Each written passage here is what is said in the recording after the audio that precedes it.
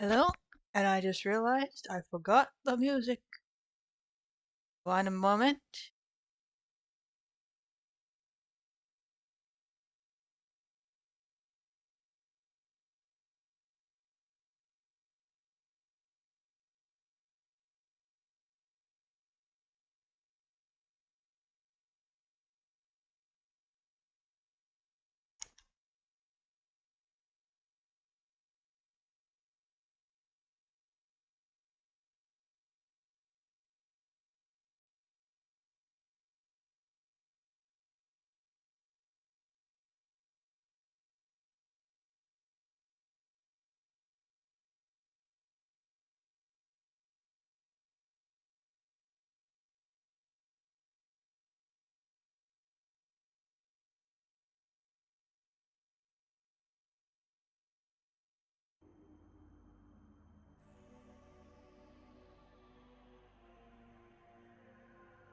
Hold on.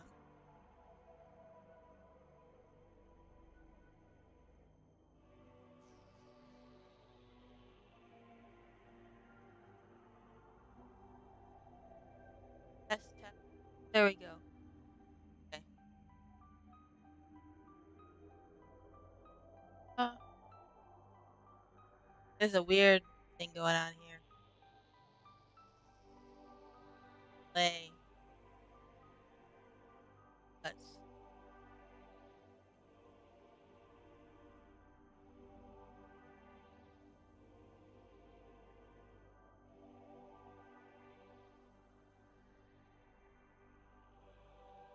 Test, test.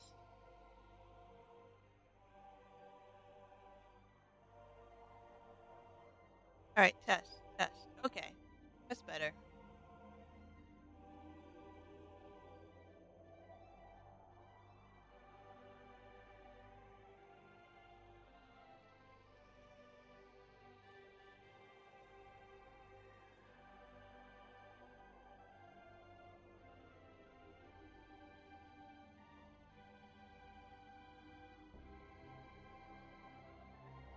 Alrighty. I was considering playing a game today, but I couldn't decide, so hard it is. Especially since I haven't finished any much lately to get something done. And I think from now on these art streams, I'm going to try and break it up. So, like, for the first hour, I'll work on one piece. For the second hour, I'll switch to another, and and another for the third. So it's I got a little more going.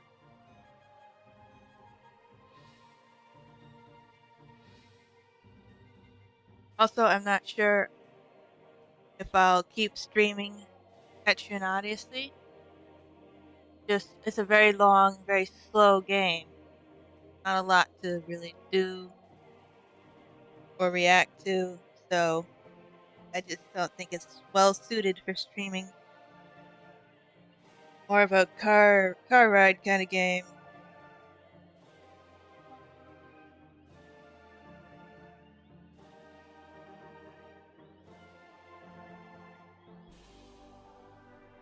This should have been finished a while ago, but I was down for a week and a half. Couldn't really do much of anything, honestly, so a lot of things got pushed back. I don't think I need this here right now. I gotta make up for lost time.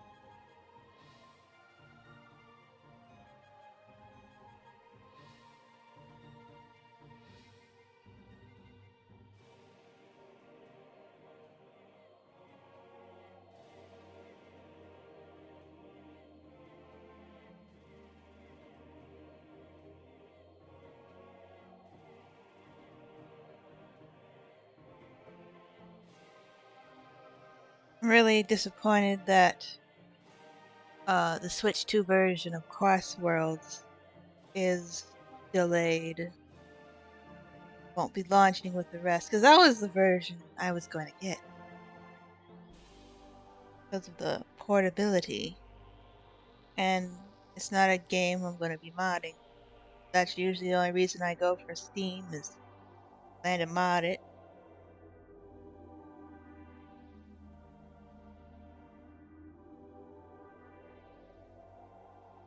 So I'm left with a conundrum of what to do now. What to pre-order.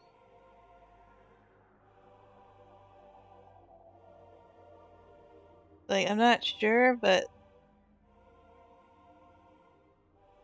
I think the Switch version should still work on the Switch too. It won't be optimized. Like the other Switch games work on Switch too. It's just not optimized. So I could, do that and then get the upgrade later. Because there's no way I'm waiting months to play it. Because I'm, spoilers and all that, plus streaming it. But there's also no way I'm buying it twice at that price. If it was a more reasonable price, I could see doing that, but not at the price it is.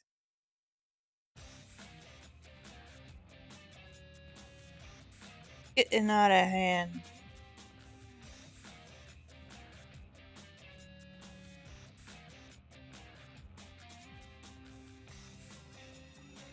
I remember back when I thought $50 was too much for a game. Like, oh, that's a lot of money.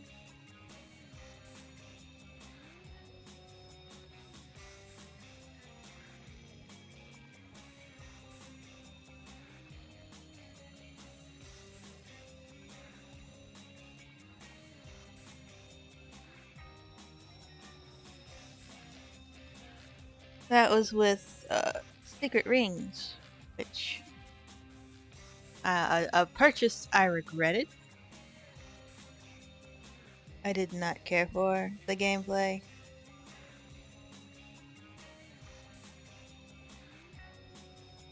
I don't like motion controls, and especially don't like the forcing you to go forward. I need to go at my own pace for my reaction time.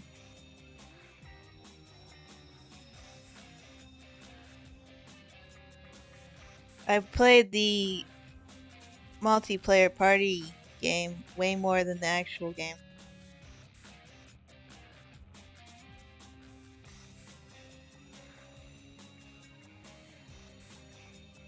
So I guess it was okay for seeing Shadow play a violin.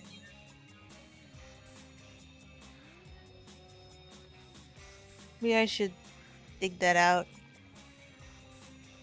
Play that again. For old times.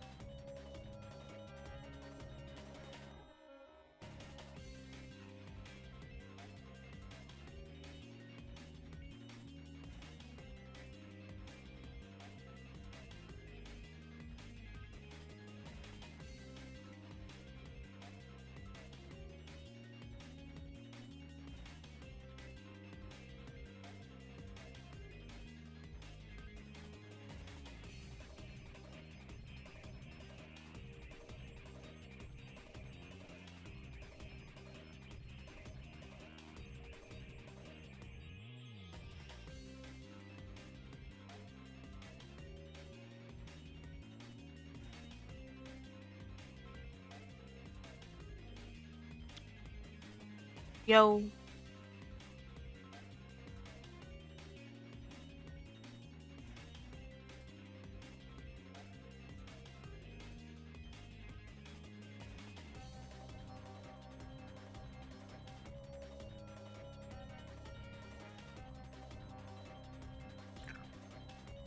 Not much.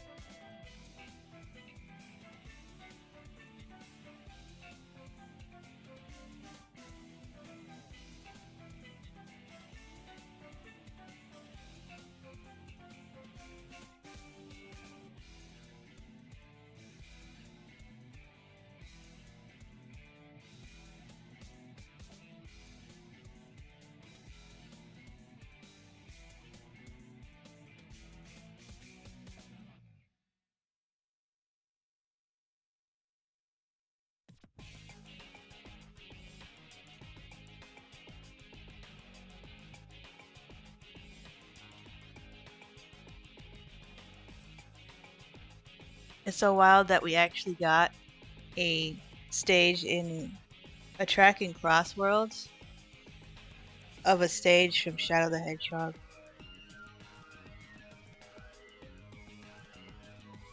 Like, I could have never told you that that would have happened. Actual acknowledgement of Shadow the Hedgehog. The game. I was just hoping for a Black Comet stage. Because it's cool. But, you know. Hey, maybe, maybe we still get one. It's not over yet, Still revealing stuff. There's always DLC.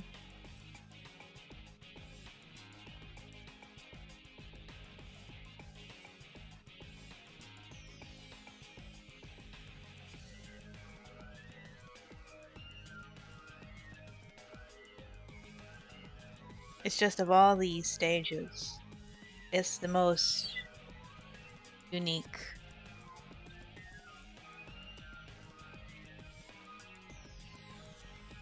And I just really like the aesthetic. The stone and purple and the red.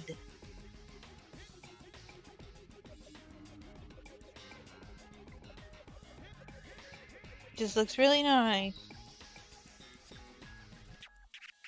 Could make for a really interesting track.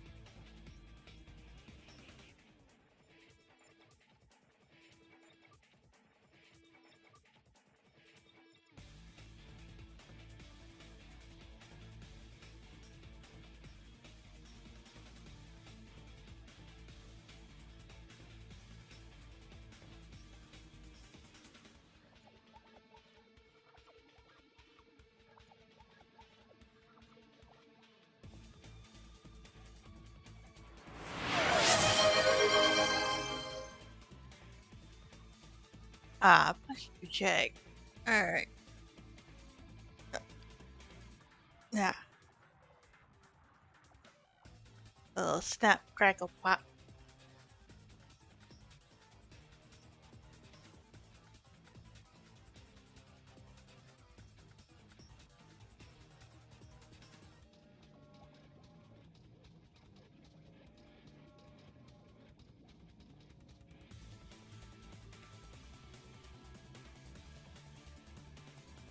Howdy, howdy.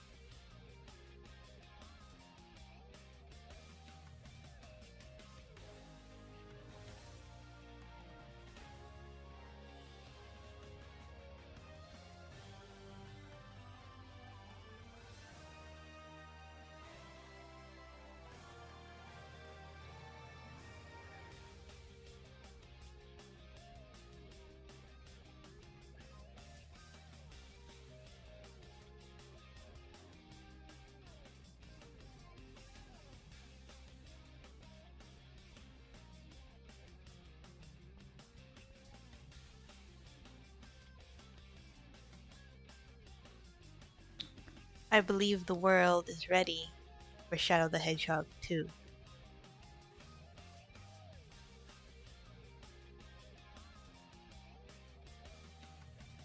Been long enough.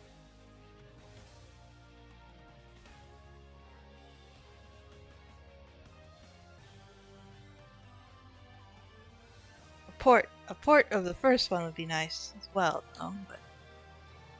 And it's about break time. I will see you in a few. And when we come back, I'll work on another drawing for the second hour.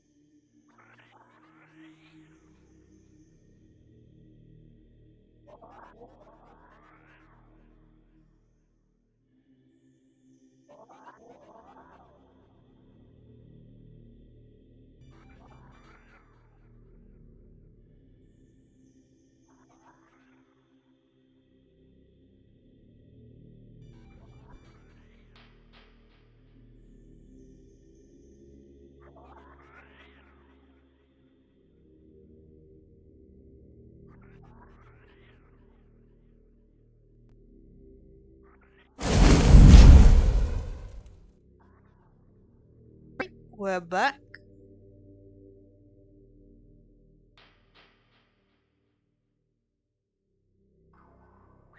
And different artwork to work on for the next hour. That way you're not staring at the same thing the whole time. And I get progress on multiple things.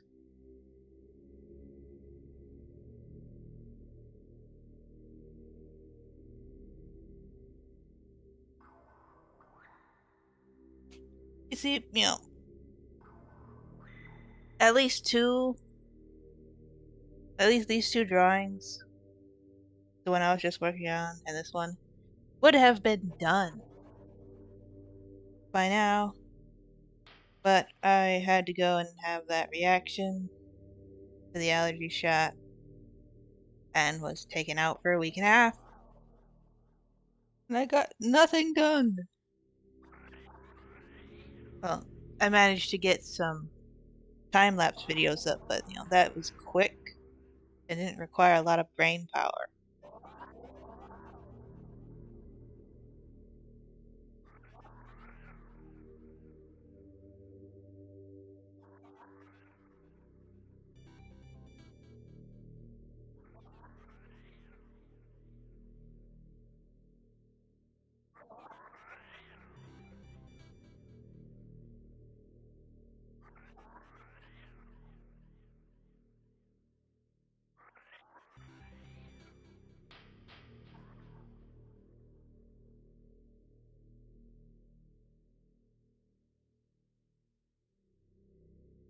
There is one gripe I'll say about Eclipse, and that's how inconsistently he was drawn. In both arcs he was drawn differently from each arc.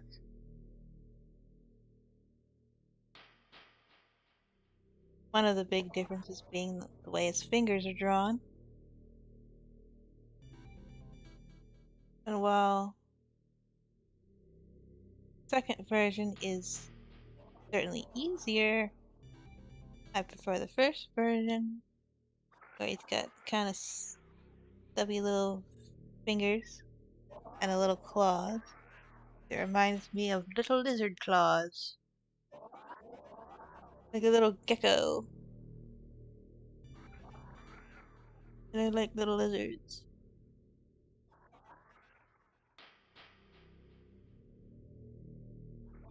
I used to have pet anoles, but I don't anymore. They smell a lot.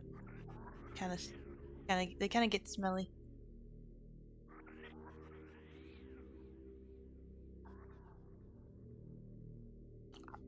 Worse than a hamster.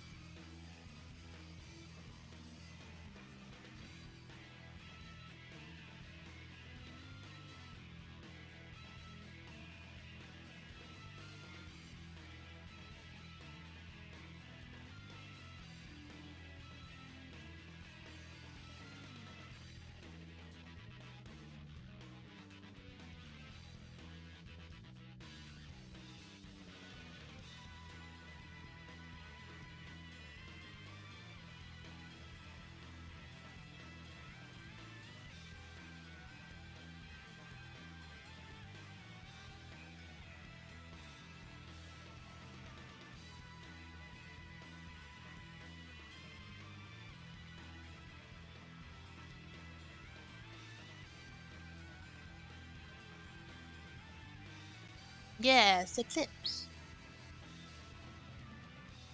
And Bug-Eye.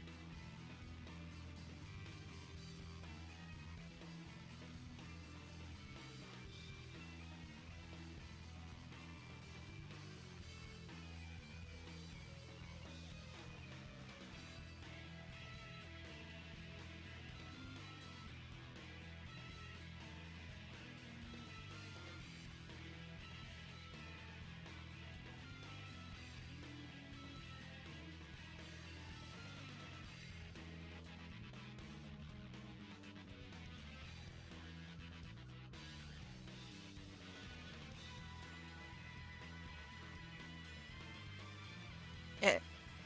I love Shadow Generations. I have zero complaints. But Eclipse still would have been nice.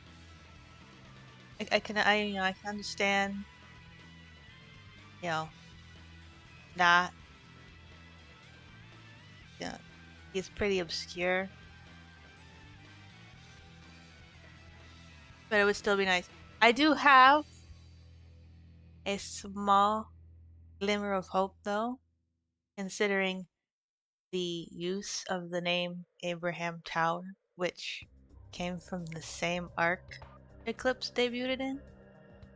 It just tells me, it's not completely off the table. Concepts from Reboot Archie they're not off the table entirely. It's just a matter of Sega wanting to do it. Matter of a good idea, a good pitch, I guess.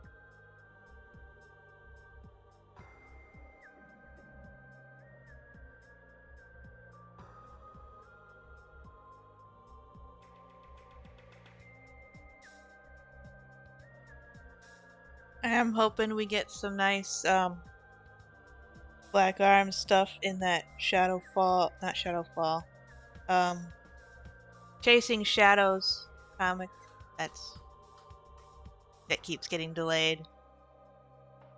The flowers and that little drawing Shadow's head that looks a little more Black Arms.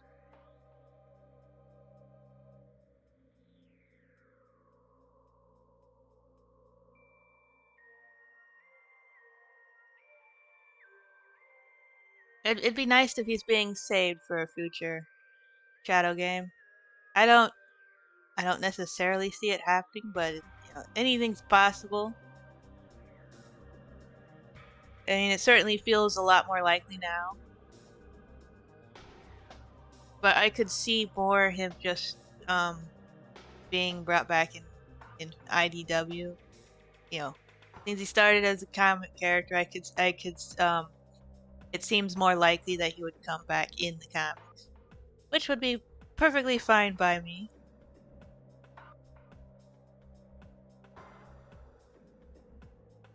His character probably works better in the comic format than game format, just because of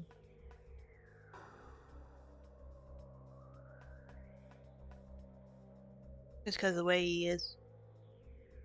But I would take pretty much anything at this point.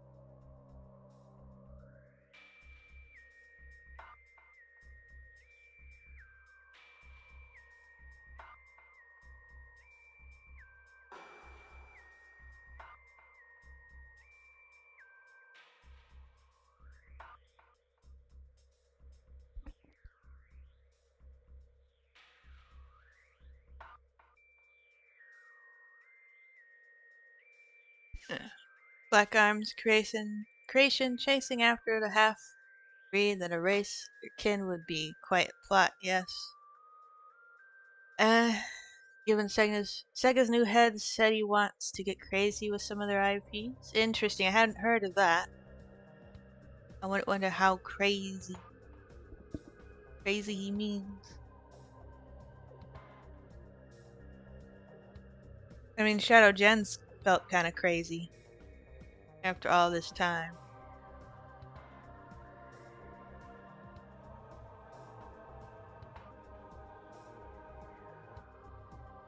I've said it before, and I'll keep saying it. Luigi and Wario get their own game series. There's no reason why Shadow can't. It just would make sense.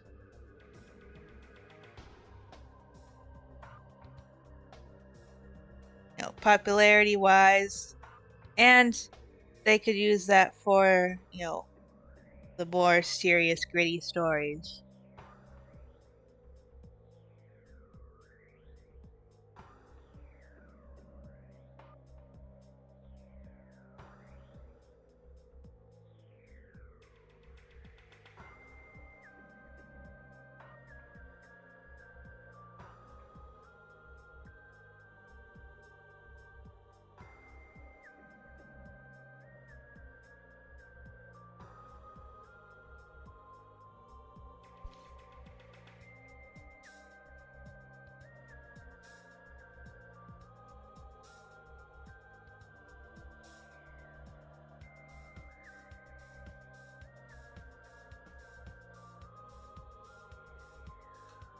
I just always want more Shadow content.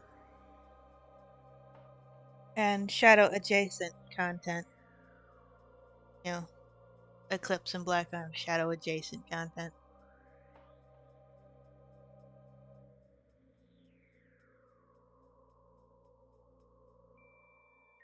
And I would also like more, some focus on Tower as well. Cause like that's gotta be very interesting character, interesting dynamic. Like he partially grew up with Shadow in space.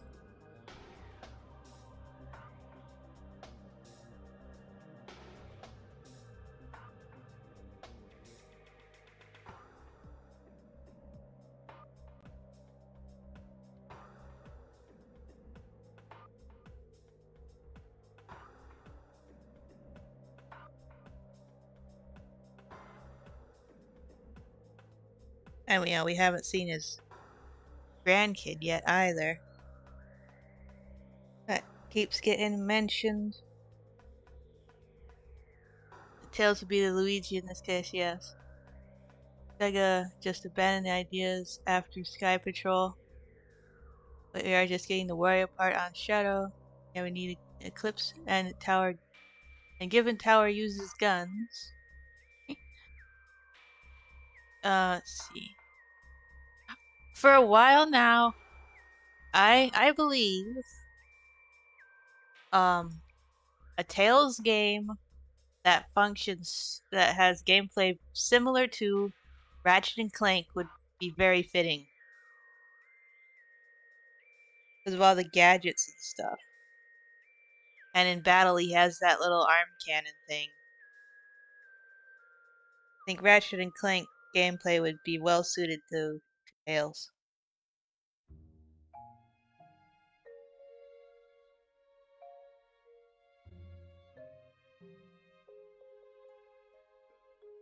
He can even make his own little robot companion. I mean, there's the T-Pup already, but yeah.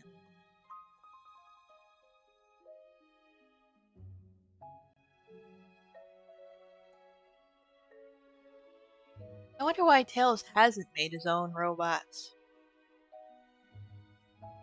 You know, even like something like Orbot and Cubot.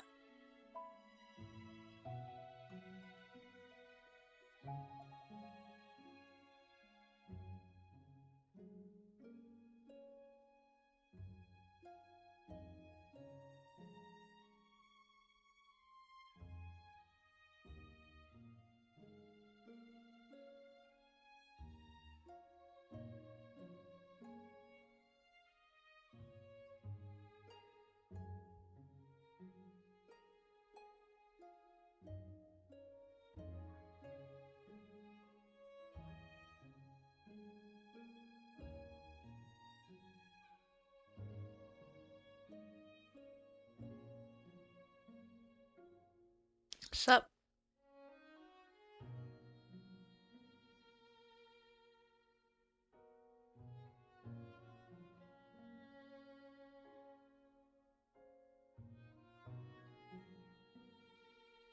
I have thought of my own concept for a Shadow the Hedgehog 2 game. And instead of the whole branching pathways thing, which a lot of people find exhaustive, you could just go the old hero and dark story like SA2 did.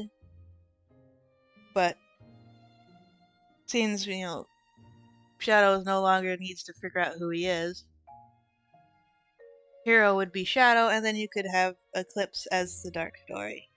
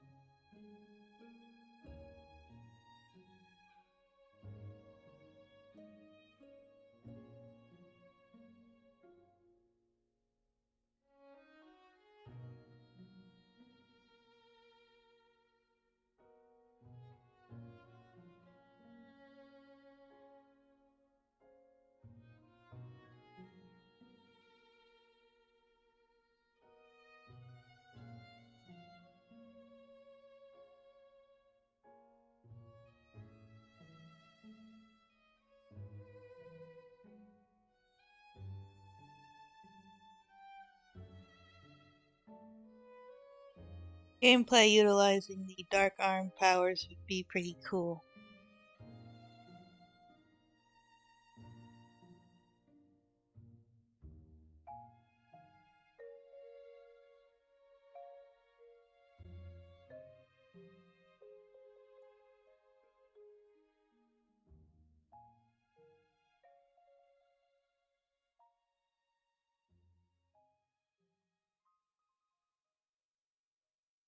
The other thing that's inconsistent with his design, the way he was drawn in the comics, is his little spur things on his arms. Sometimes they're drawn like this, especially in the second arc. But then 3D model and the original was like just like a regular kind of spike. And how long they are varies a ton. So it's just like, I don't know. So my own drawings of them are a bit inconsistent, which I don't like inconsistency, but it is what it is, I guess. And I suppose it being inconsistent is consistent. Like the way I'm drawing him inconsistently is consistent to the way he was drawn in the comic.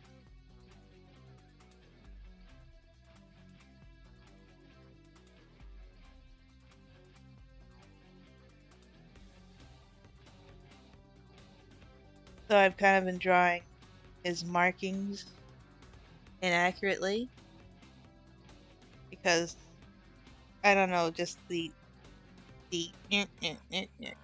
this seems kind of weird for an organic being as opposed to like a robot. So I've just been kind of smoothing it out,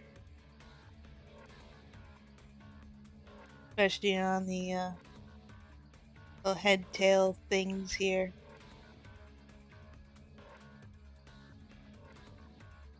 Which I don't know what else to call them but head tails.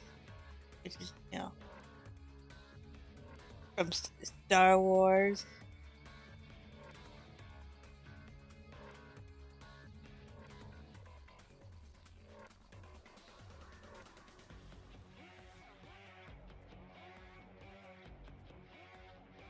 I mean, like, their shape and the way they move, they're not really horns. But he's not a hedgehog, so they're not quills either. Cause like they mimic Shadow's quills, but so it's like I don't know what you call these things. See, since 𝗥𝗏𝗟𝗘𝗦 uses a doom-powered mechanic, it's not out of possibility that Eclipse uses dark arms. About the markings, maybe they shift around slightly, like he's a chameleon given the skin. I just prefer to draw it a little more simplified, I guess. But the markings were also another inconsistency in the drawings. Like sometimes some of them, the hand, they look terrible. Like sometimes the line for the red is like way up here. Sometimes it dips down that, and like sometimes it was like this. Like I don't know. Just shifting all over the place.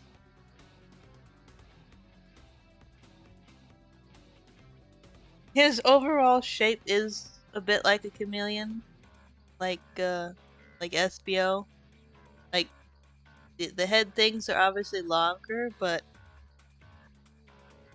I think that if someone wasn't paying attention and just glanced at him, they might mistake him for a chameleon. Like at least for, like if they looked at him for a second, they might think chameleon.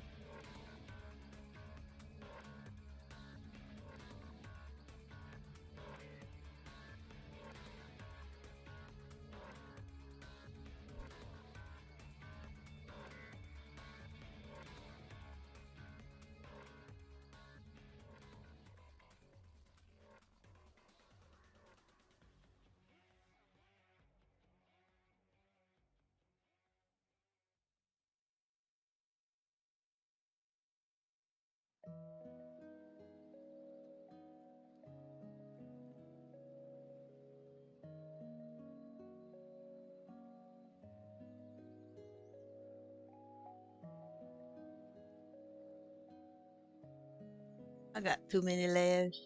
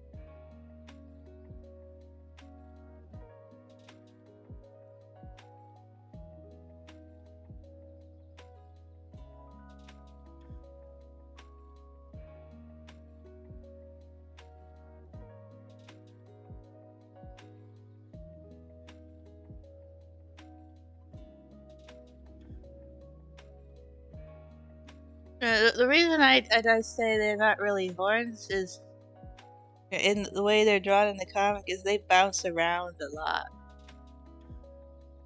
They're very movable, I guess. They're not stiff.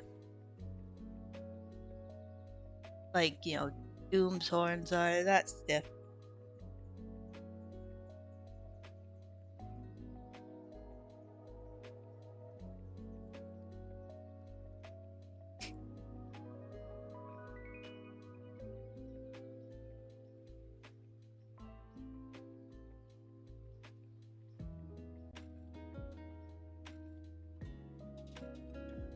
And the way they move also kind of makes me think that they're for like fat storage or something. Like they'd be squishy.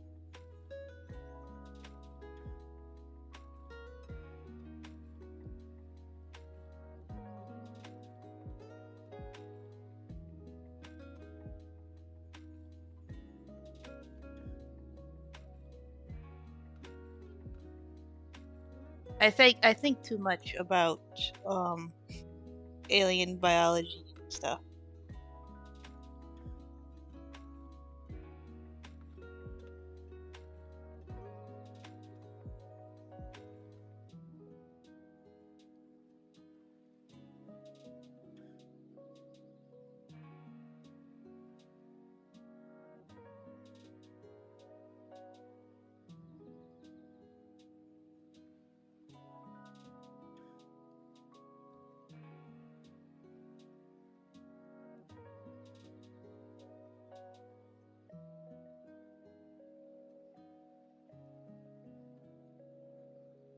It's definitely an attempt to mimic hedgehogs, and it's based on shadow. It's probably why they move the way they do. Without actually being quills.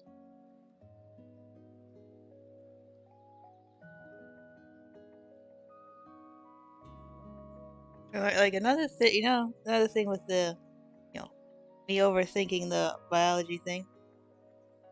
For example, his teeth, they're orange. The Komodo dragon has orange color on the serrated edges of their teeth from iron. So his teeth probably have a lot of iron in them,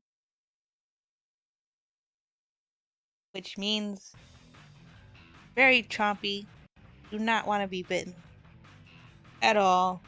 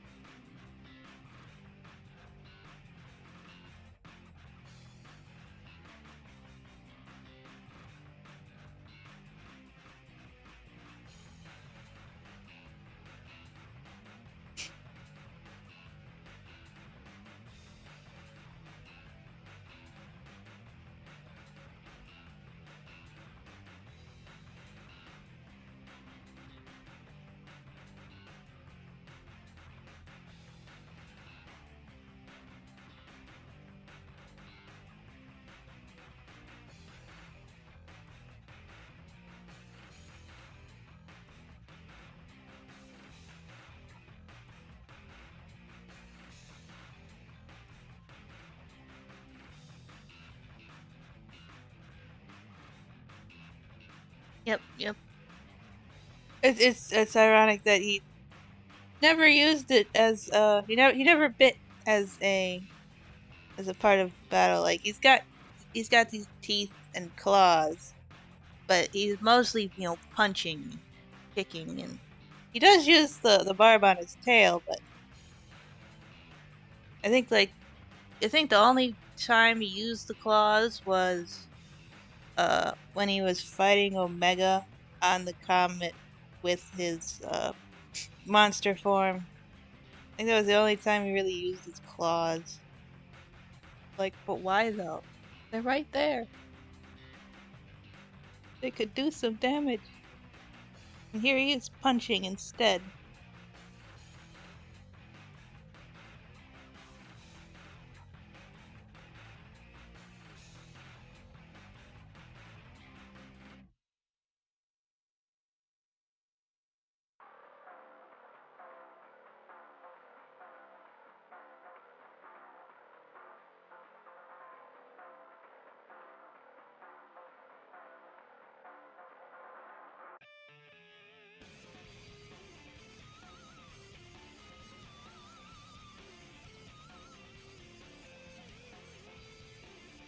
Oh, also, since Black Arms clearly have a lot of reptilian features,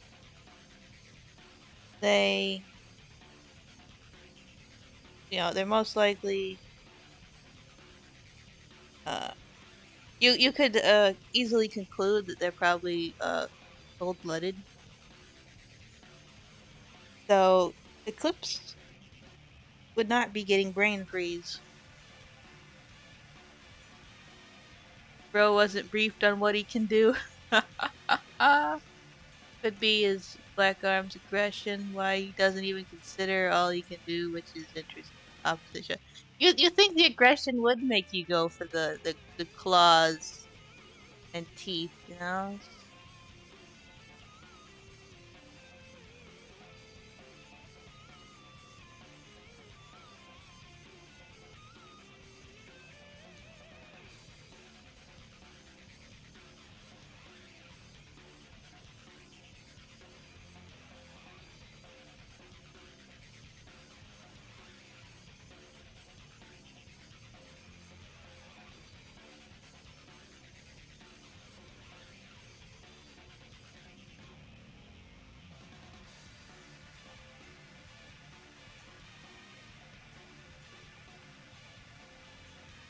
Eclipse is opposite Shadow on a lot of things. Makes things interesting.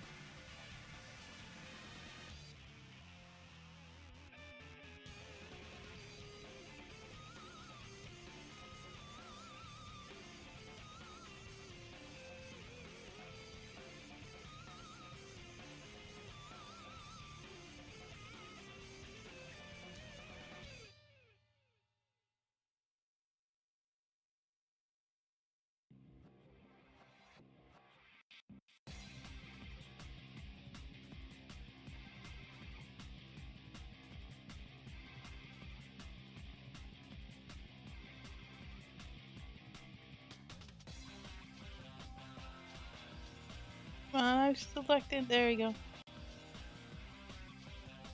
It won't go away until you hit it there, even though you select the layer.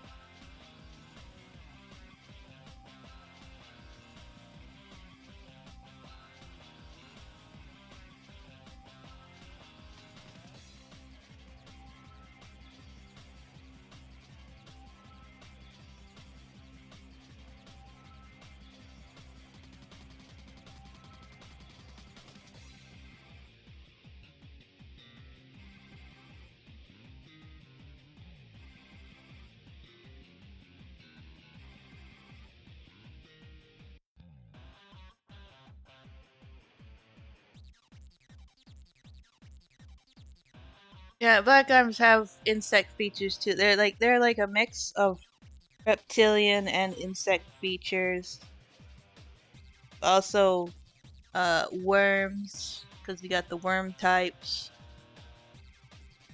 They're a mix of a lot of different things, rather than just being one. Rather than just matching one category, which helps sell them as aliens. Honestly.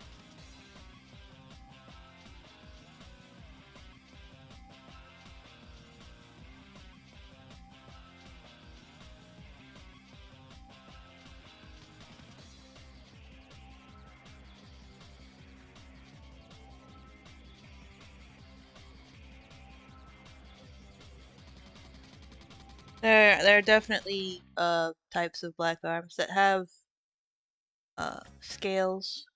The worm types have scales, very clear scales. Some of the others just have rough looking skin though.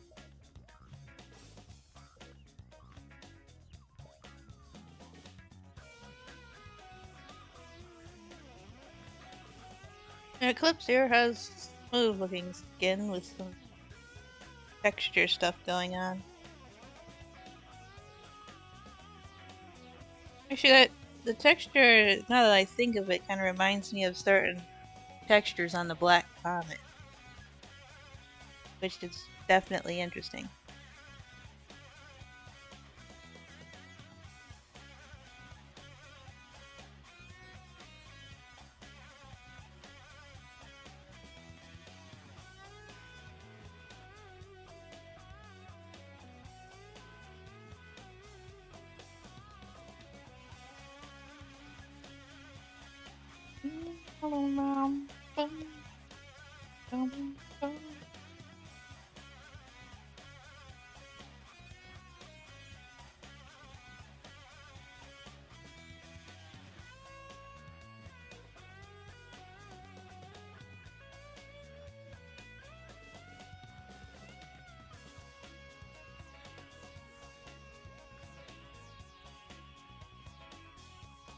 Yeah, it definitely feels like the comet was alive as well. You see, for a lot of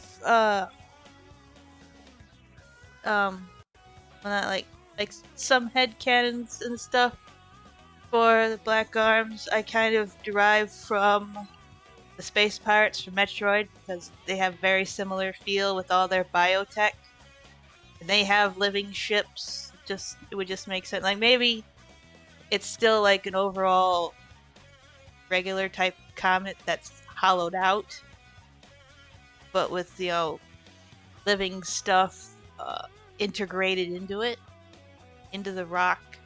Because there's little tentacle things all over the place in there, and stuff growing off the walls.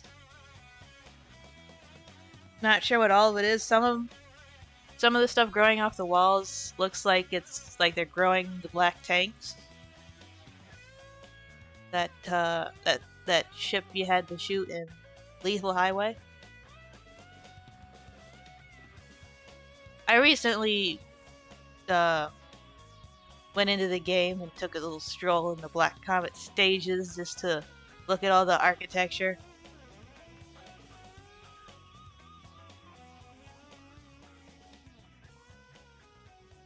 There's definitely a lot of interesting things that they could do with the Black Arms if they fleshed them out more or just told us what some of the stuff is. Because you got those little, oh, what are they? I don't know what they are, but those little, possible cocoons on the Black Comet with black arms in them. Black warriors in the. It's like, are those cocoons where they uh, become their adult forms? Is that just like a cryo sleep storage type thing? What is it? What's going on there?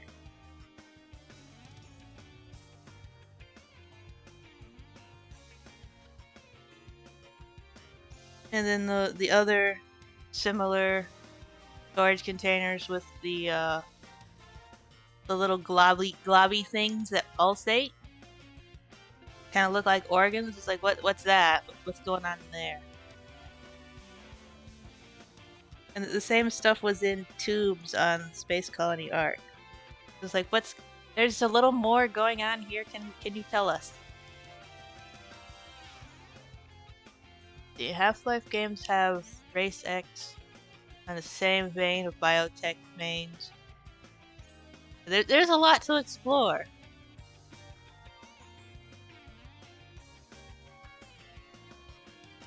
There is a lot to explore.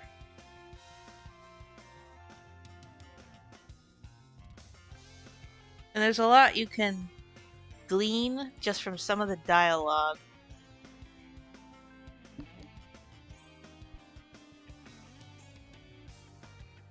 Because, like, I wonder, I've been wondering lately, if the Black Arms are naturally set up as a hive mind the way we're shown, or if Black Doom is subjugating all of them to his mind control. Because, like, he tried to mind control Shadow. It's like, is that just what he's doing to the rest of them? Did they have a choice in this? Or, what's going on here?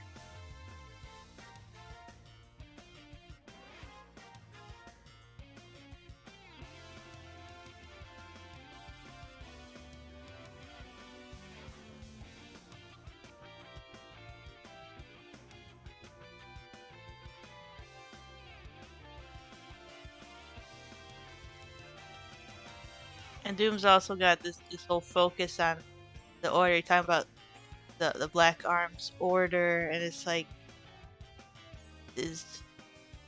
and he complains about like what humans are doing with greed and treachery, and it's like, did like before how things are now, was the Black Arms at some point not mind controlled and squabbling, and this was Doom's solution, kind of like a Thanos type of thing. Like Like there's a lot of things that could be going on here that you can, like, the dialogue makes you question a bit, like what's going on here? What's actually going on here? Aliens can improve any story. Yes, I agree. Maybe you can tap into the common grunts like drones to get info on the Beller or some, showing the odd one to influence fight.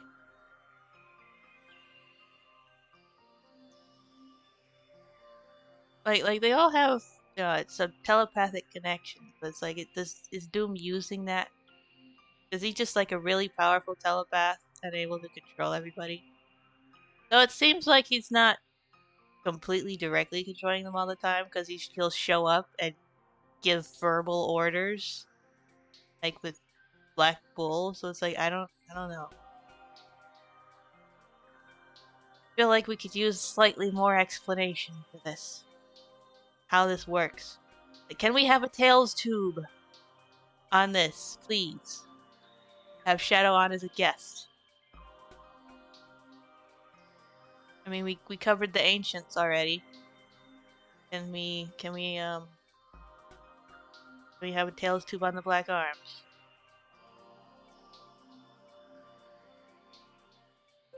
I just want more information. Like if they could like make like a book on it, like, or a mockumentary type thing, I would absolutely buy that. I'm a nerd.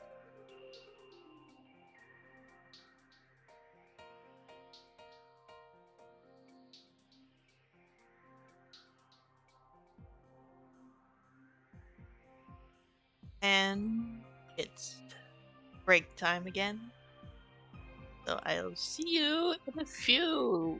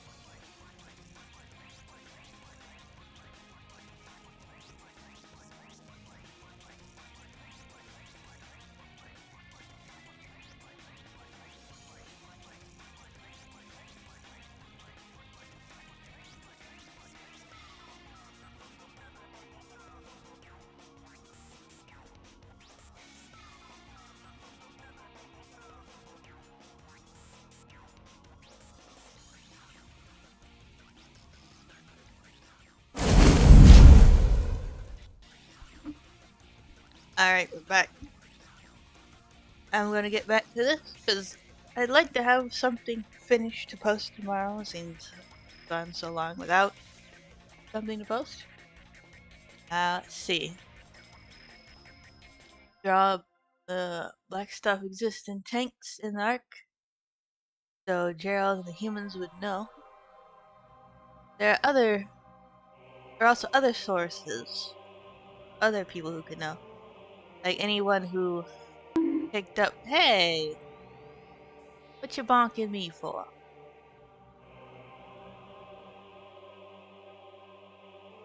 But like, any of the fallen black arms during the invasion, somebody could have picked that up and studied them.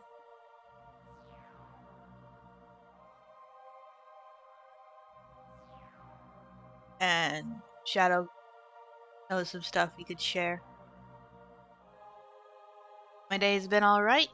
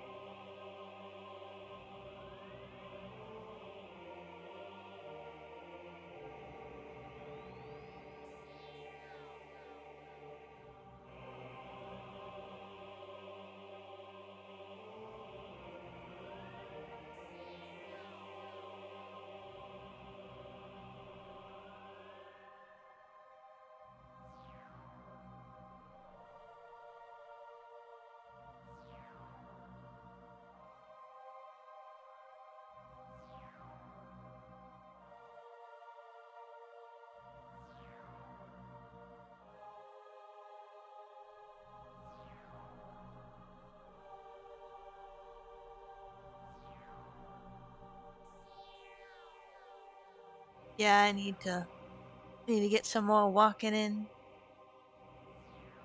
I mean, I technically did some walking today at the grocery store. It's just the difficulty with walking right now is I thought I turned off notifications. Oh well.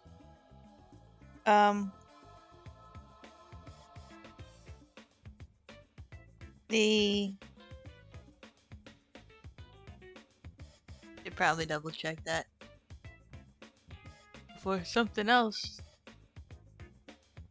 More poisonal pops up. There's my silly. There we are.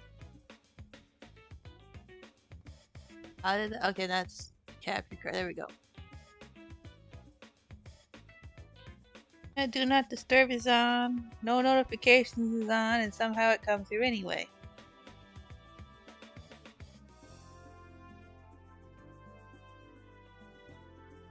Technology. But anyway, the problem with walking lately is it's just too hot. And the heat messes me up.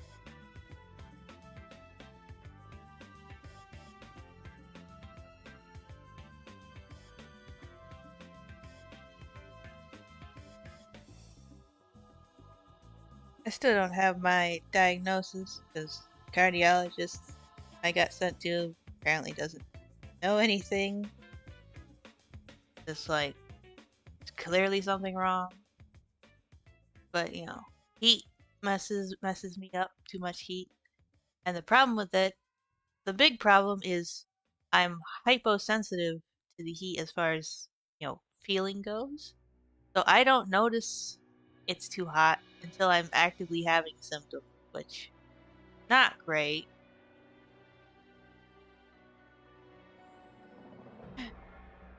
Isn't heat something your power makes you resistant to? Unfortunately, no. The fire powers aren't mine. They're from the flame ring, which just adds fire to attacks. So it doesn't actually protect me from heat, unfortunately.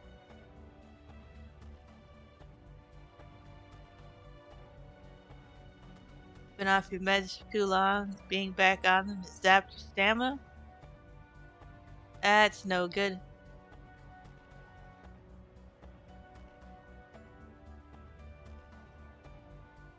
The meds I had to be on for a short time, recovering from my reaction to the allergy shot, had me kind of messed up, but also somehow shut off my anxiety. Actually, I don't have a ton of anxiety anymore, but it was just weird.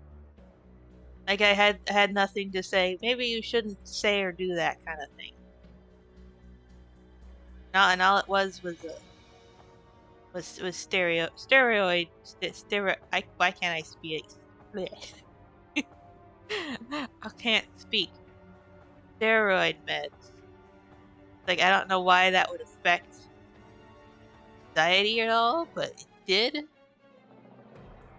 But I've come to accept that I have weird reactions to pretty much anything.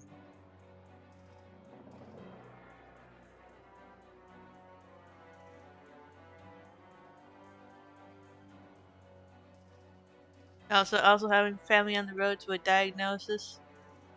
Yeah, it's rough, especially when it's not something that not that simple of a thing to diagnose, even though I meet all the criteria. Like I have all the symptoms, I have all the triggers, and the stuff that's supposed to help does work. So it's just one of those things because they have you do tests. They take tests, but that only works if I'm currently in a symptom flare while taking the test. Otherwise, it's not going to record it, and it's just annoying.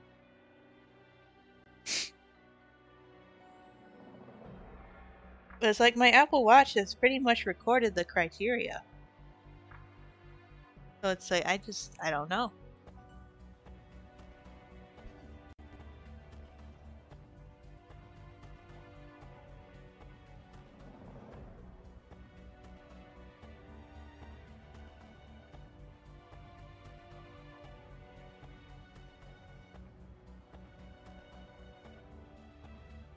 Yeah, I feel a little more anxious lately, but I felt so tired even with coffee.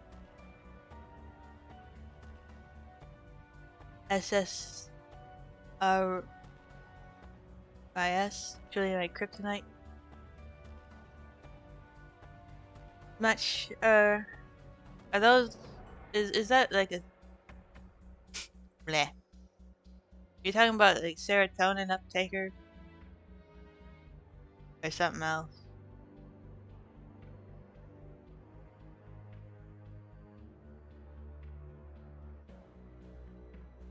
It's There's honestly probably not too much that they could do for me once I do get the diagnosis. Like there's a few meds I could try, but with how sensitive I am, I kind of just generally prefer not to, unless it's something I have to take.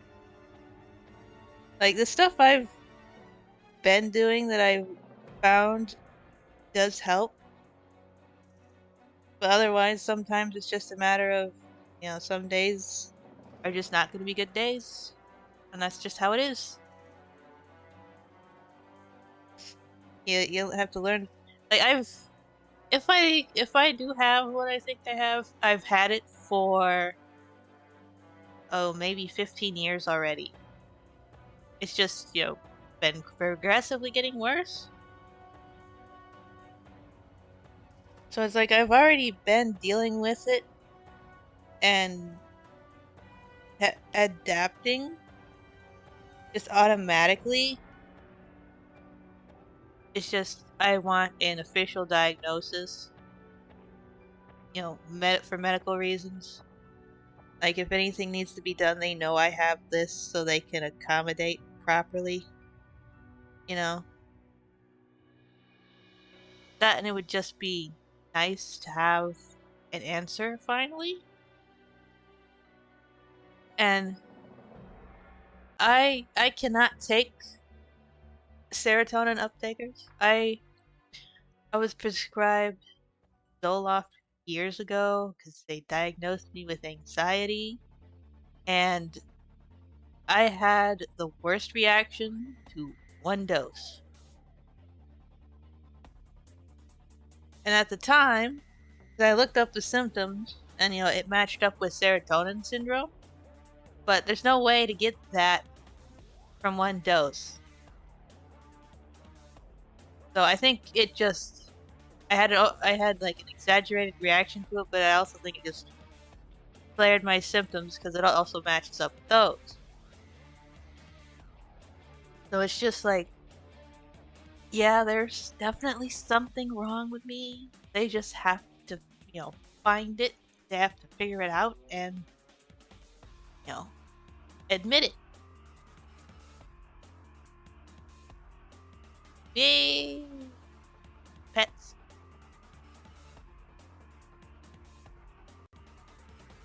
Yeah, it definitely feels like debuffs.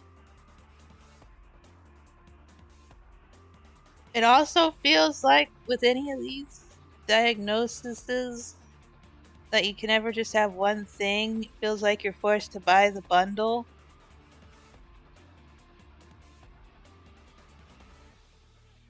A lot of things come with other things. It's like I've already got other issues.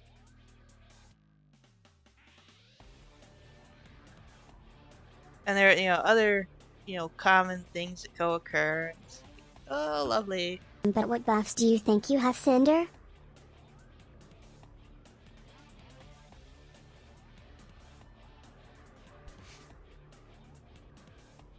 Some days are just not the day, but that makes the days that are the day all the better. Yeah.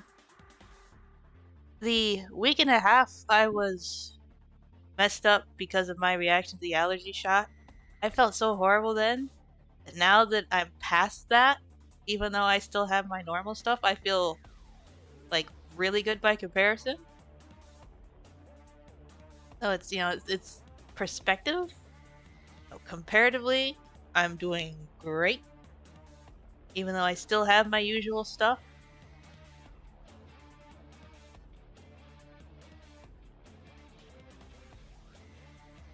Yeah. One dose of Zoloft is like, really? I couldn't have like a normal reaction to this stuff. My body had to freak out like I was dying.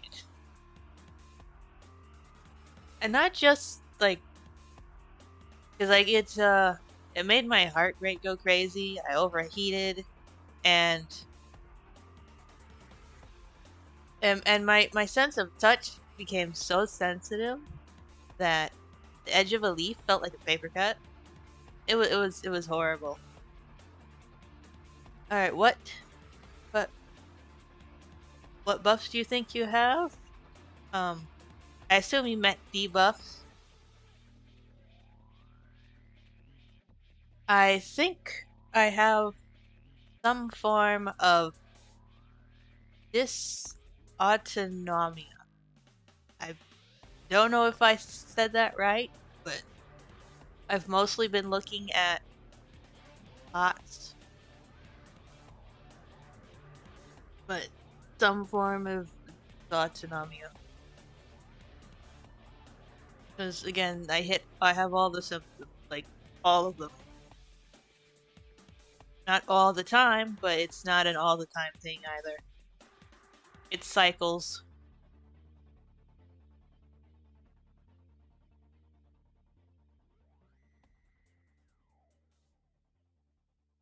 It would also explain why I can barely tolerate caffeine.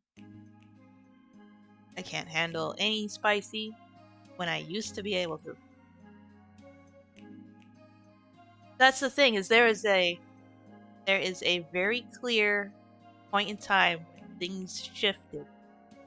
from I could handle all this stuff to I can't handle any of this stuff.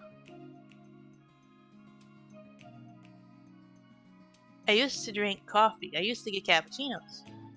It was a whole summer. I had cappuccino every day almost. You know, not a great idea, but I did it and I was fine. Now, a cup of black tea is dicey. Now I can't drink Mountain Dew. Now sometimes a Pepsi is too much caffeine. So I'm mostly stuck with root beer, which luckily is my favorite pop, but still, I prefer having options.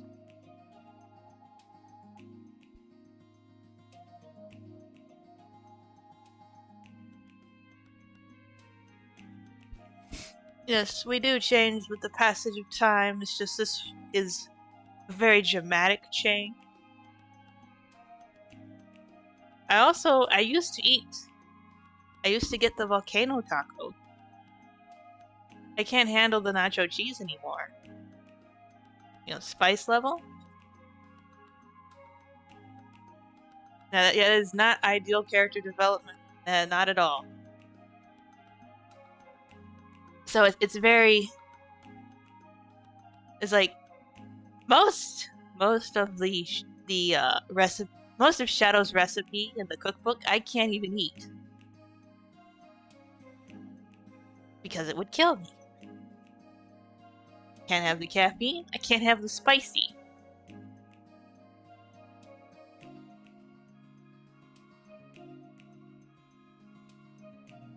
Oh. Very, very annoying. Can't even try Shadow's recipes unless I modify them.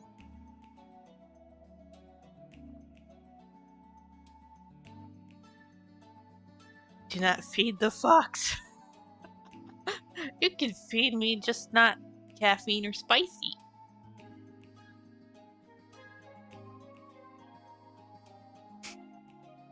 So far there is only one thing I've had out of that cookbook, and that's the welcome warmth.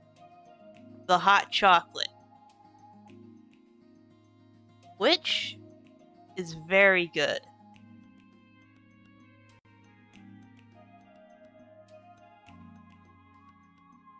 I'll give Silver that. He knows how to make a good hot chocolate.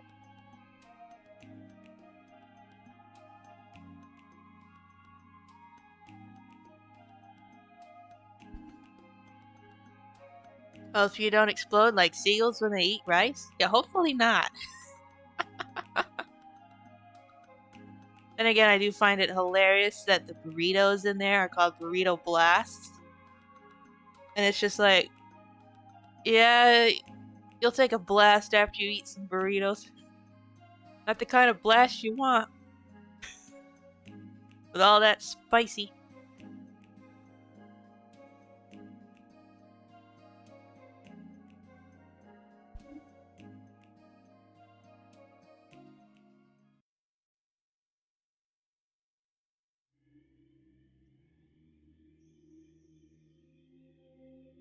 Not a coffee guy, but you do take chocolate milk every morning.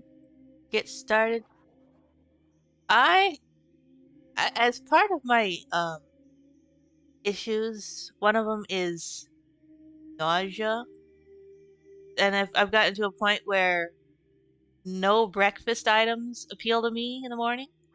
So for breakfast, I've been just having a glass of Ovaltine, which has certainly been helping out with the diet. Plus, it's got vitamins and minerals in the Ovaltine, plus what you already get from the milk.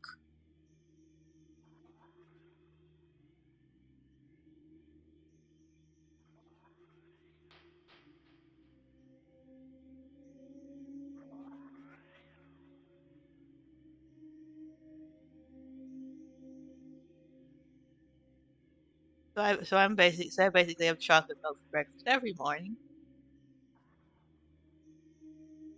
So far, the only other thing that my stomach is okay with in the morning is cream of wheat, but I'm not making that every day. That's only once in a while. We usually only have that when someone's sick. If we have a cold, we'll have cream of wheat for breakfast. It's nice on the throat.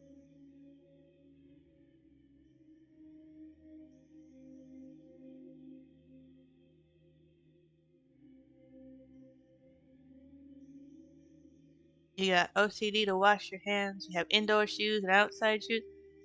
I take my shoes off when I come inside, so I'm just going, walked in with the socks on.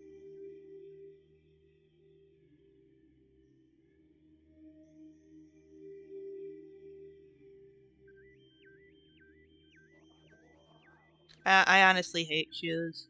If I could get away with not wearing them, I would, but I don't want to get my feet all dirty or step on things I shouldn't.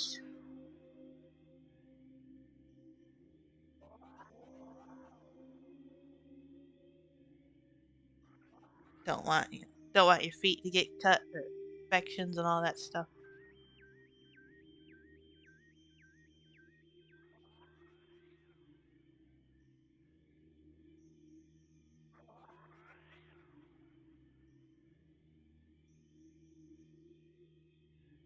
Yeah. I have enough problem with, my hair just being everywhere.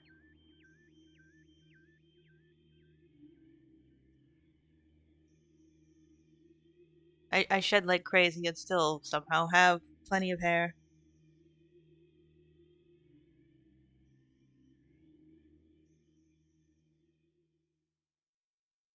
I sweep up in my room and there's a pile of hair.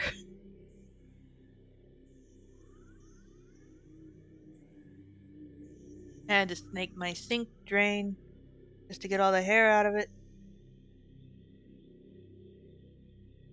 I don't put it in there on purpose, it just kind of floats its way in there.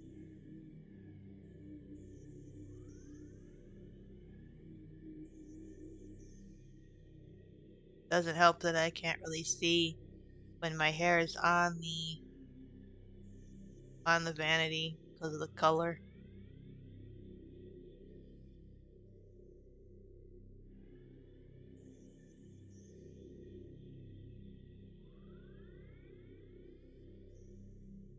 Which I finally bought a little organizer to put my stuff in on the sink so not all scattered everywhere and filling up the entire space. Now I have slots for things. Maybe they'll actually stay there.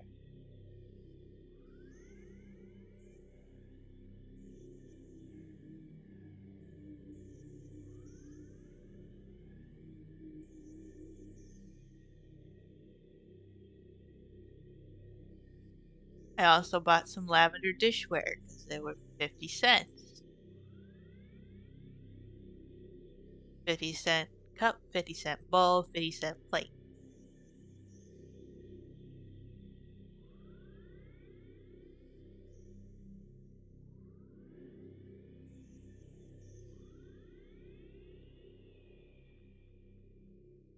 Because yes, I must have everything purple apparently. So I have expanded lately. I'm willing to buy things in other colors now. Yeah, they got some, they get these real cheap, uh, plastic dishware at Walmart a lot, different colors.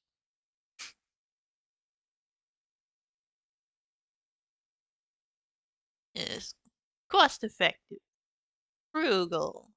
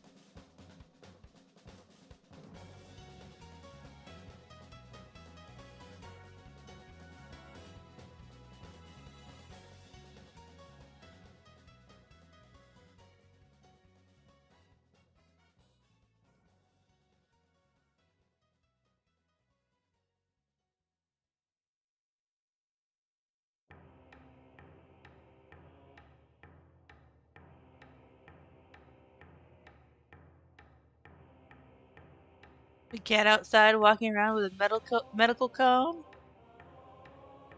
Oh my, I wonder what the kitty did.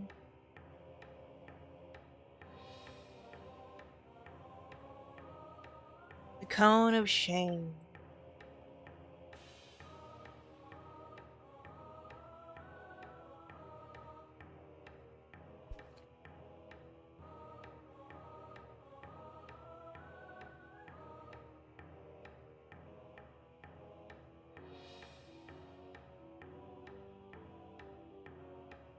Currently going through your trash at 4 a.m.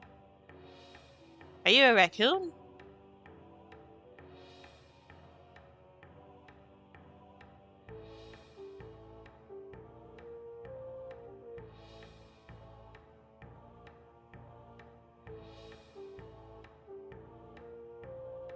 Poor kitty cat.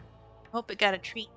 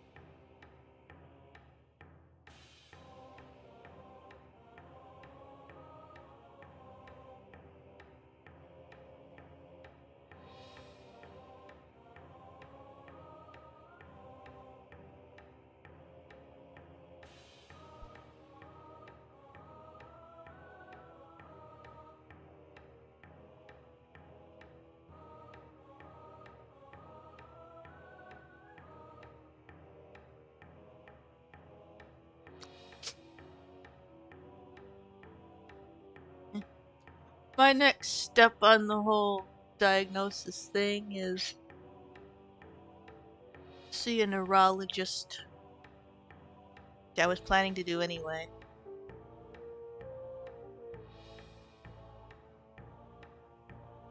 Because in addition to these issues, I figure I've started to figure I should probably get checked out, see if there's any lasting damage from the 2 head injuries I had in middle school. Yeah, I mean, and the thing I might have can also be triggered by head injuries, so it's like I need to figure out what all I got going on. Like, as you've probably noticed, my speech kind of goes wonky sometimes, and I think that's probably part of the whole head injury thing. I don't know if there's anything they could do for it, but I just at least want to know.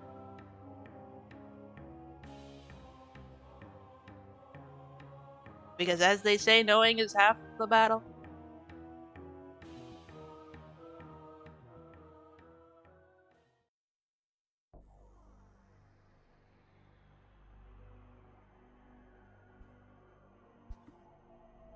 Sometimes I just kind of, like, it's not smooth, and I, like, stutter and mess words up.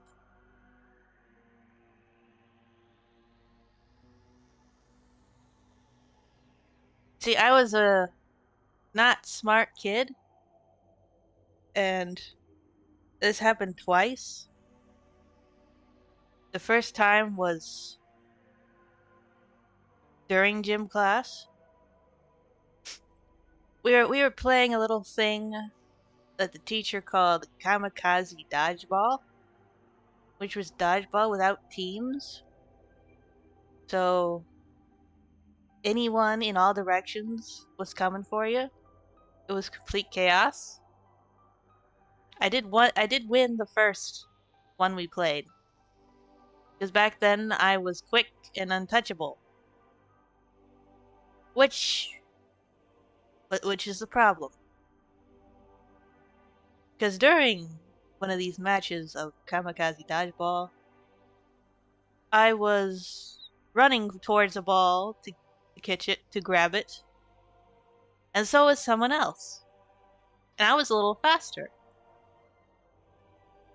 And he slammed into me right into the bleachers. The folded up hard wooden bleachers.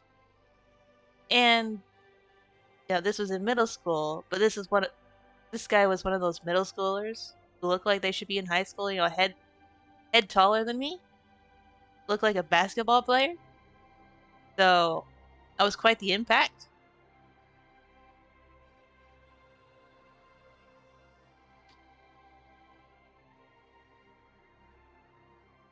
The back of my head and my back, you know, slam into that.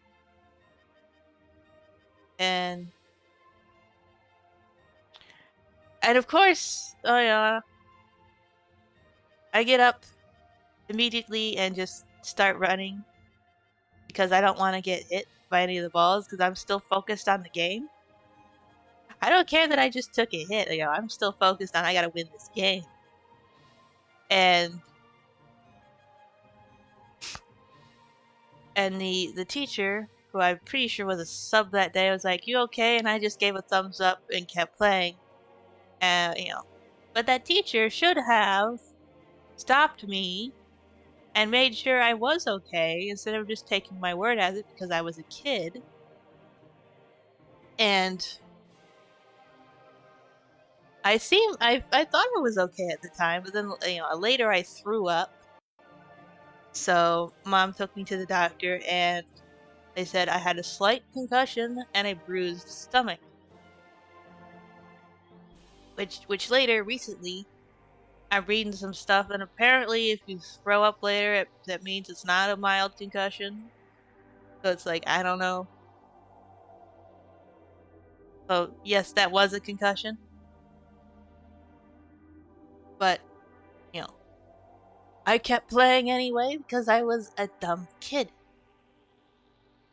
Now here's for the second one. I was going down the stairs. The stairs had this little bump out on the end, on the side. I stepped on it. I lost my balance. I fell backwards up the stairs and hit my head on the stairs. I got up and started walking down to the midsection of the stairs to get my books that fell. And somewhere in between that, I passed out, woke up on top of my books to one of the other kids asking if I was okay, offering to take me to the nurse's station. But me, being the dumb kid that I was like, no, I'm fine. I'll just go off to gym class and run around some more. With a distorted ring in my vision. So, yes, dumb kid. I did that twice. Run around in gym class immediately after concussion. Which, you know, that makes you more at risk of secondary injury. So, yeah, I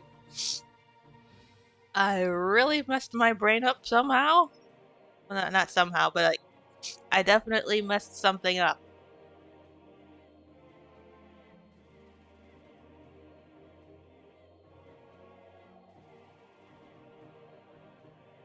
Yes. I've recently I've been, realizing that was very stupid.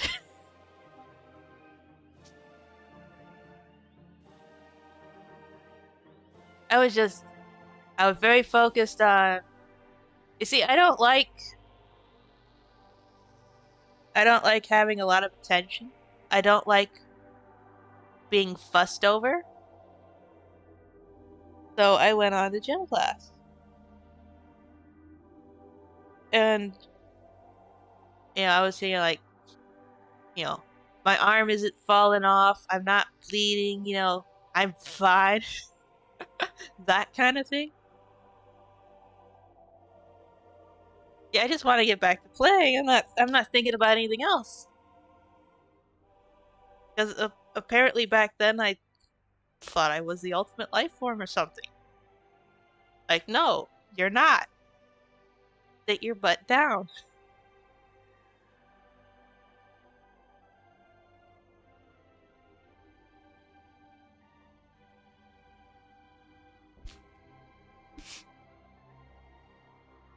Yeah, sometimes determination it's not always the best thing. Like, sometimes you need to stop and rest and make sure you're okay, which I did not do. And I didn't even go to the doctor for the second one. I don't even know why. Other than I seemed fine at the time. You had plenty of rings on you till you hit your head. If only. Yeah. And here, this is what's worse. Because I did not play in gym class regular, like a regular person. I was a bit brutal in gym class. Like, I was always giving it 100%. So it wasn't just that I did physical activity, I did extreme physical activity. I was a little aggressive in gym class. Which is probably why some of the kids didn't like me. I was a little rough.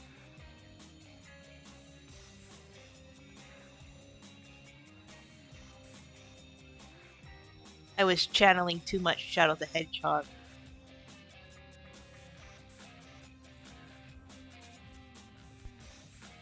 Which, of course, middle school era was also... I was also around the time 𝗥𝗨𝗟𝗘𝗦 the Hedgehog came out, so...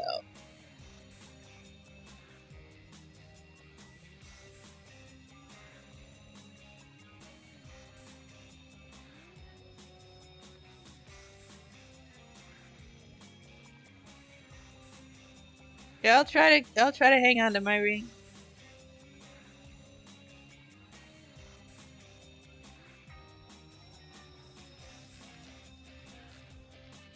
I was just a bit wild as a kid. The typical wild tomboy type of thing,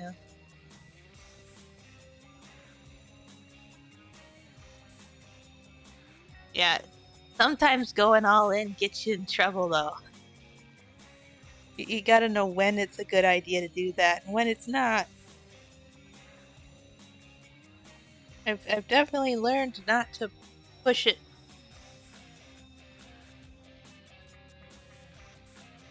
Especially since, depending on how I'm pushing it, I have the risk of passing out. It hasn't happened often, but it has happened.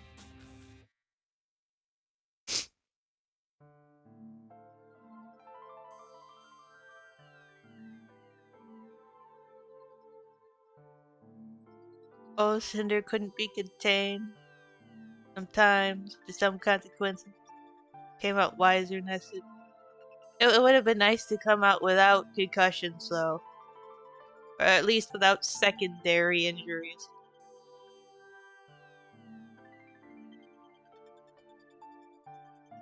It's still kind of, it's just a little annoying now that I realize, that teacher should have stopped me. Instead of just taking a kid's word for it. Maybe I wouldn't have been so messed up, but you can't go back, can't change it. The best I can do is tell people so they don't do the same thing. Best I can do. See, this is the annoying thing, because, like I was saying, I was untouchable in dodgeball. I was fast. Because I did love running. I like speed. I like running all out. I can't really do that anymore because of what's wrong with me. Because, I lose my oxygen supply too fast. So it's just very annoying. Because a lot of times I'll just be sitting around and I get this urge of, I just want to run. I just want to run really fast. But I know I can't. And it's annoying.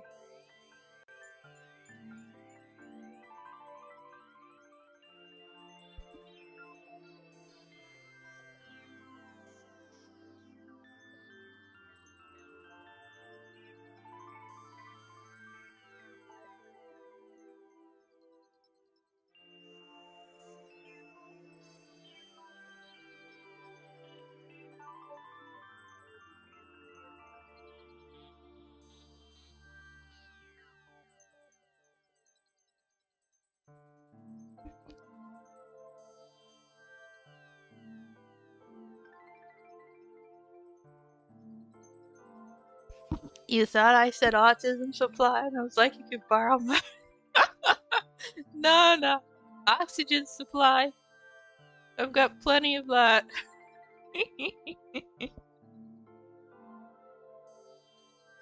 It's funny, I see posts sometimes, memes. It's like, when you get the sonic autism instead of the good at math and science autism, I'm like, I have both.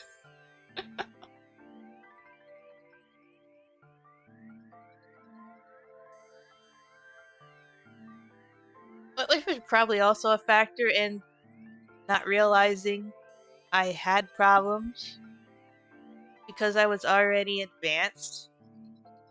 So even with debuffs, I seemed fine. It's like I got A's and B's without any studying.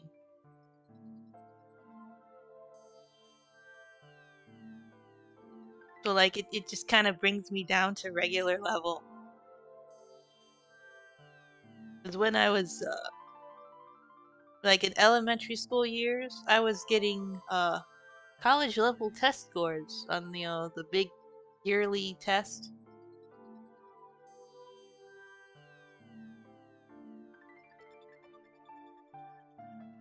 Just unfortunately wasn't enough to get me through college. I couldn't handle that. Too messed up.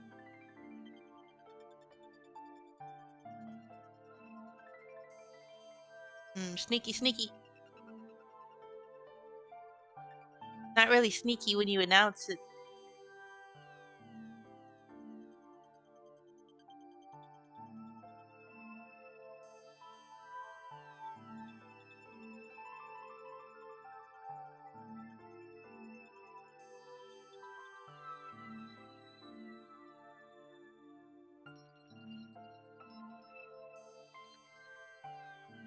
More souls for the harvest? Ayo, what?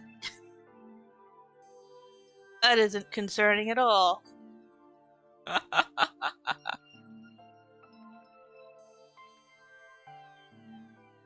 Yeah, college was a bit rough. I just couldn't handle all of it with whatever things wrong.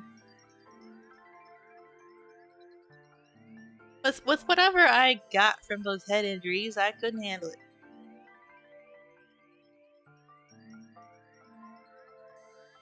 Very annoying. The worst part is trying to, get, people there to understand I was having problems, because I still had good grades. Like, my, sanity and health is horrible right now, but I still managing good grades somehow. Yes, head injuries. I had 2 head injuries in middle school, which I ran around like a lunatic in gym class after immediately. So, I made poor decisions.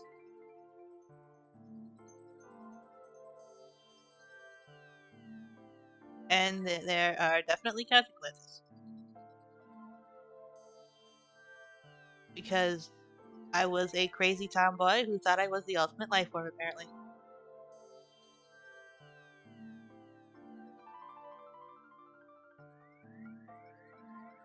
Yeah.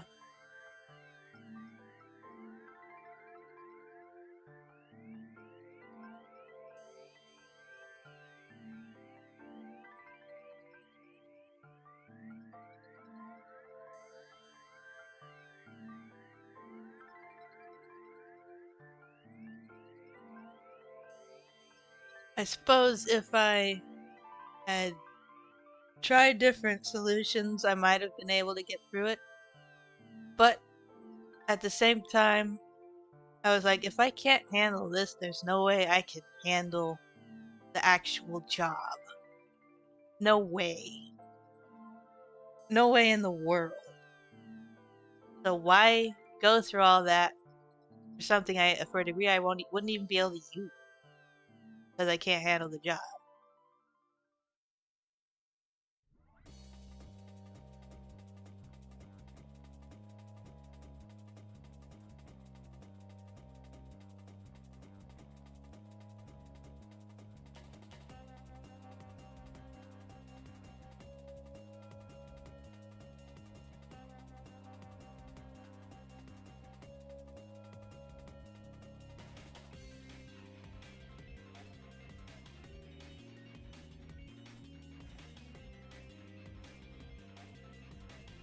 Yeah, college was definitely more flexible. I liked the more flexibility, but also, didn't have to deal with bullies unlike school, like high school.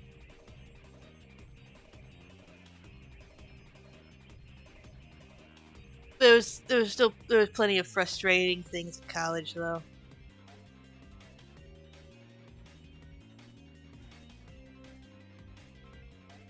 One thing I learned is the people in charge expect you to have it together, but they don't, which is very frustrating.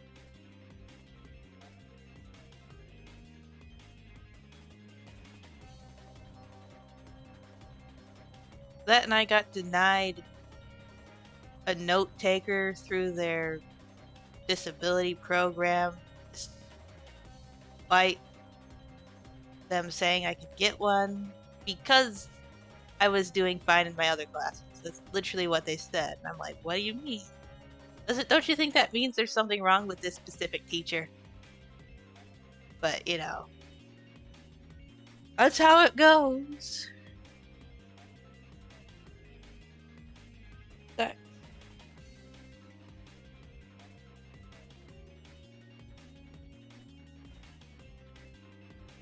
Yeah, I tried.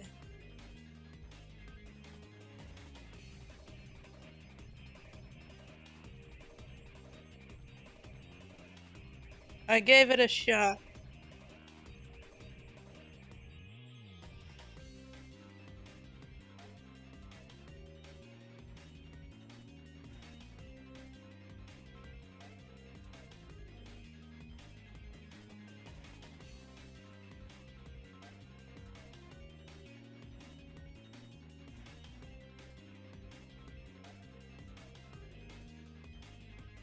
It's a little disappointing sometimes. Because what I was going for... What I was going for was mechanical engineering, because I wanted to build robots.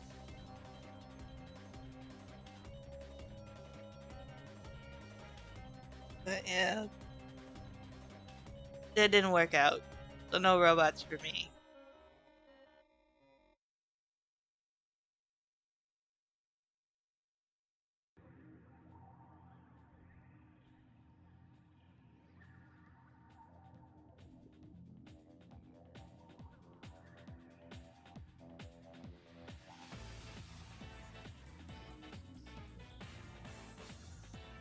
Let's see.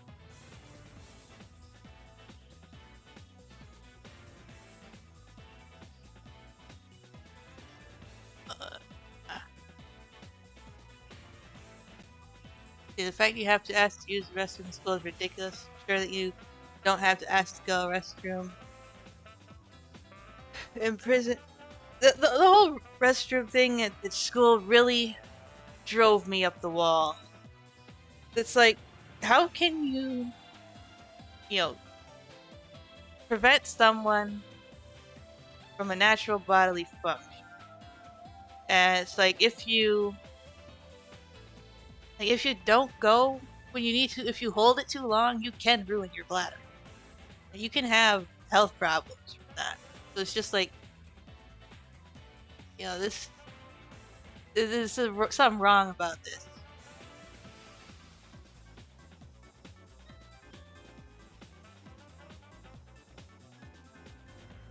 And like, you got, at least at mine, you got 3 hall passes a year or a semester, I don't know. But it's just like, really?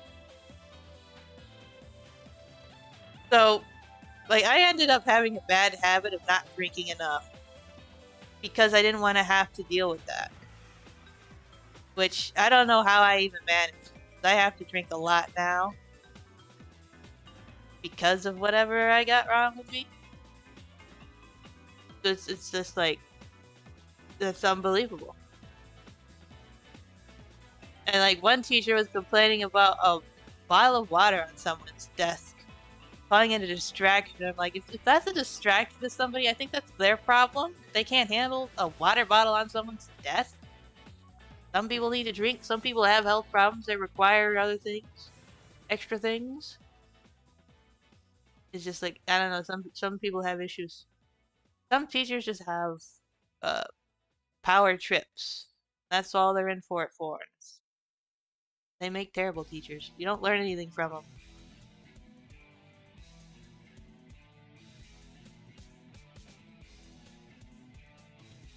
Let's see.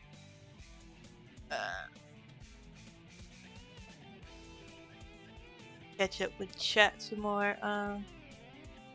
Video games design. I was thinking about doing game art, but I couldn't really find something with decent amount of, like, close enough, and the price.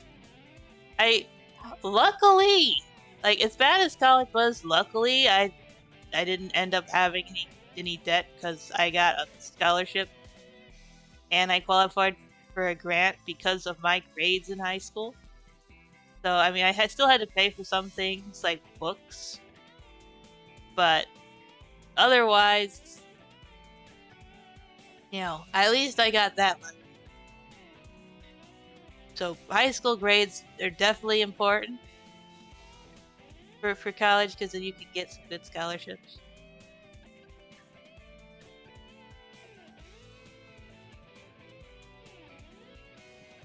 Let's see. Computer engineering.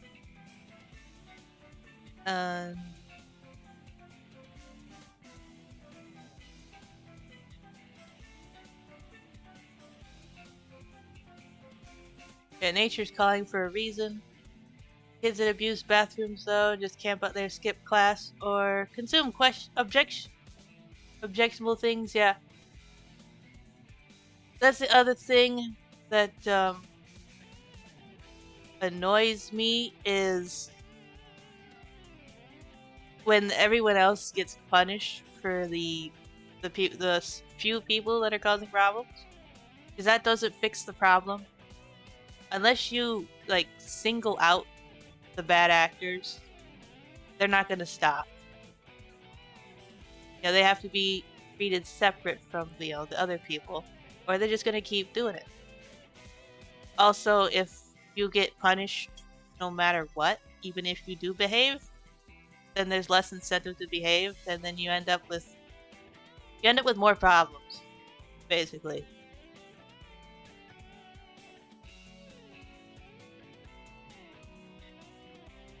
Yep. There's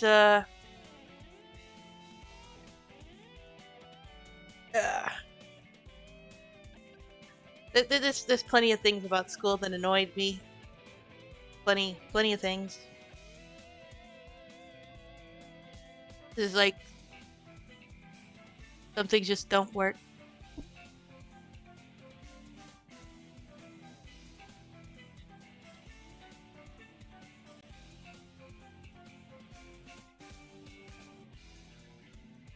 I'll be signing off pretty soon.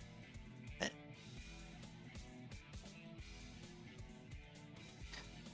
I mean, I could definitely have it worse. With what happened, the head injuries, but it's just kind of annoying because I could have done plenty of things with how my grades are, what I'm able to do, but then this holds me back from doing that kind of stuff,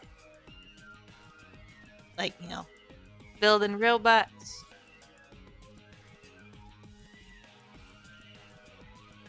Let's see. Teacher assigned your class to do an essay about classroom discipline in cursive. Wasn't even there when they triggered my teacher. Oh, in gym class, there was a sub that day, and most of the other kids just went nuts and was just running around causing chaos. I don't even know all what, but it was just kind of a mess. I did not participate in this chaos, and still I had to do the run a mile thing. They punished the whole class to run a mile, and it's like, if I had felt a little more bold, I probably would have refused. It's like, I did nothing. I'm not being punished for this, but I also had this I was also terrified of getting in trouble. It was just like annoying. But I did dramatically fall on the ground at the end of it,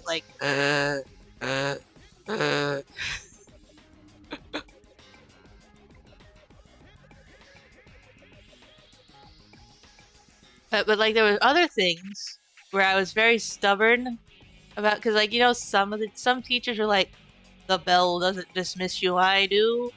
It's like, no, the bell dismisses me unless you're gonna give me a note for the next class telling me to excuse me for being late. I'm leaving when that bell rings. I don't care what you're doing. It's your problem if you can't manage the time. So the second the bell ring, I would rocket out of my chair and out of the room instantly.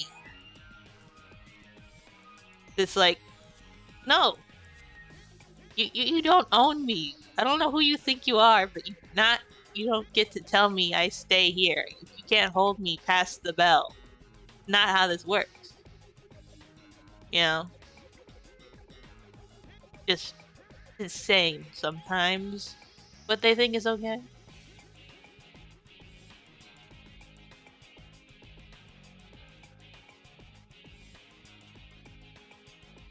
Yeah, I was definitely I definitely can be a stubborn stickler for those kind of things. It's like, you know, the bell rings, I'm gone. Bye.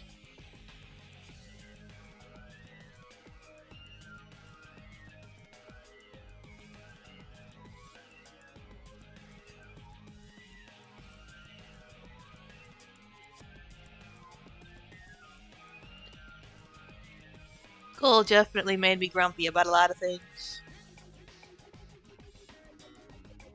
In junior year of college, always show up a few minutes late to my electromagnetic fields class because I had to walk to the opposite corner of campus from my previous class.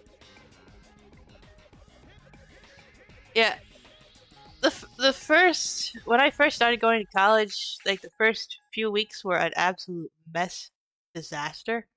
Partly because, well, like the first day, like, oh, the initiation, not initiation, but whatever that first type of day was before college started, where you pick your classes, there was no real explaining anything. Just like, here, pick these classes. So I picked them, and I didn't know where they were. So it's like 5 minutes to go across 11 minutes to go across the entire campus. Completely impossible, even in a car, especially when it's, trying to find a parking spot. So it's just like, so I had to go to the counselor and get my classes changed around. He was like, I never would have approved this. They're like, I don't know, lady. This is what they had me do.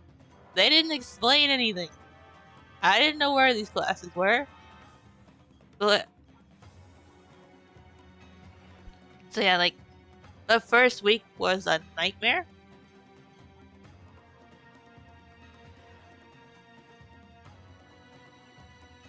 Just absolute insanity. Like, why would they let me do this? Why was it? Because you did it on a computer. This should, like, this program should have been programmed to not let me do that. It should have been like, it's impossible to go this distance in this time. You can't schedule this class here.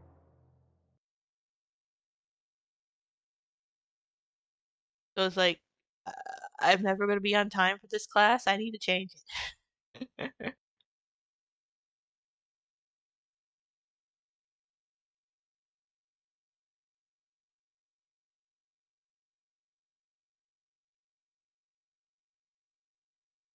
Yeah, the people in charge just don't care. They don't know what they're doing even half the time. It's like, how do you expect us to know anything if you don't know? They didn't like me because I would point these things out.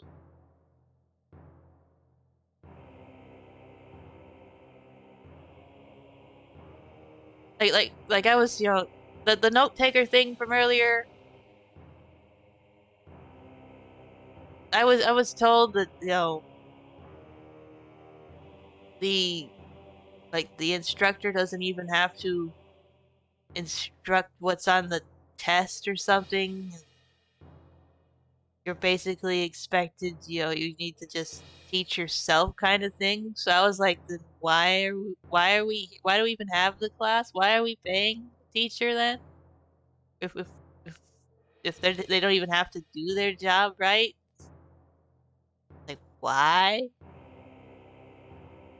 Because I would do much better if that's the case. I'd do much better teaching myself on my own time and then just take a test.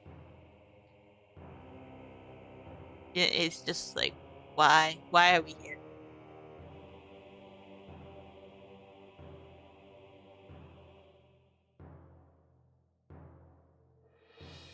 Yeah. People don't like those who notice the cracks in their system, especially if they're comfortable in their own. Yes, they don't like it when people point out the obvious truth. It's like, I can't help this is reality.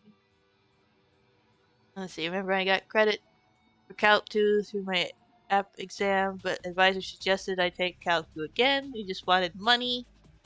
Went straight to taking Calc 3. Yeah, calculus was an issue. Because I made the mistake See, part of the thing was I was accepted to the honors program, so I'm like, okay, I need to get some honors credits. I'll take honors calculus. Big mistake. Not only did I struggle with the teacher's accent because I have auditory processing issues, but she also spoke really fast. So, and that's the class I was trying to get a note taker for, because it's like, if I can just pay attention and don't have to worry about the notes, maybe I'll get this. So I had to retake that class, and the next teacher was much better, and I got an A without studying. So it's just like, the problem wasn't me. I do good math. The problem wasn't me.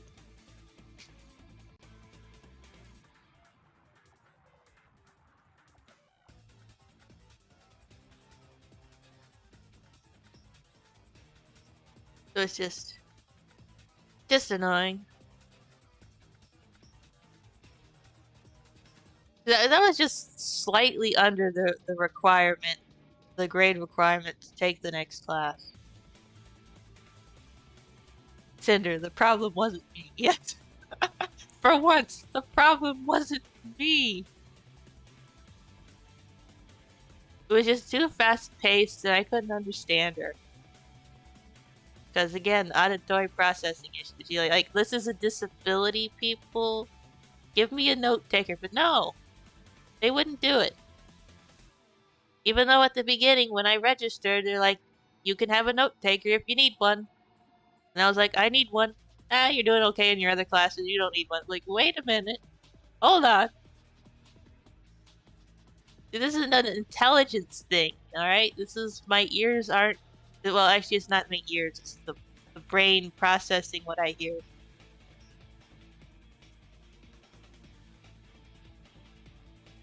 Professors can be worse problem those on paper. Your dad speaks of this when remembering his college days. Had a professor who completely winged every lecture. He asked the students what he should teach. The worst class. The worst was physics. And the problem, part of the problem was, like, I didn't realize this. Because I was taking this over the summer. So instead of 15 weeks, it'd be a 12-week class. I didn't realize that they did 6-week classes. And this was a 6-week class. Shoving physics in 6 weeks. As my tablet went to sleep. Yeah, there it is. My tablet went to sleep. Yeah. Physics did not go well. Because you had the physics class, and then you had physics lab. 15 weeks worth in 6 weeks. So, absolute madness. And there was 5 minutes between these two classes. So, within 5 minutes, I had to go up the stairs, use the restroom, and shove protein bars down my neck. So, because there's no way I was waiting until after lab to eat. Because I did that the first day, and I felt like I was going to pass out. So, yes. And it was so bad that I was coming home and just napping. I just crash out, fall asleep. That's not what I do. I'm not a napper. So it's just like, yeah, this was not a good idea. And you had to stand the entire lab, which I found as I find out is not something I should be doing. With whatever's probably wrong with me, I should not just be standing, because that increases the likelihood of lightheadedness and possible passing out. It was just, ugh. And it sucks because, yes, I do like science. With a good teacher who knows physics, Alas, who teaches with real things and absurd problems and just numbers. Physics depends entirely who teaches you. Yes.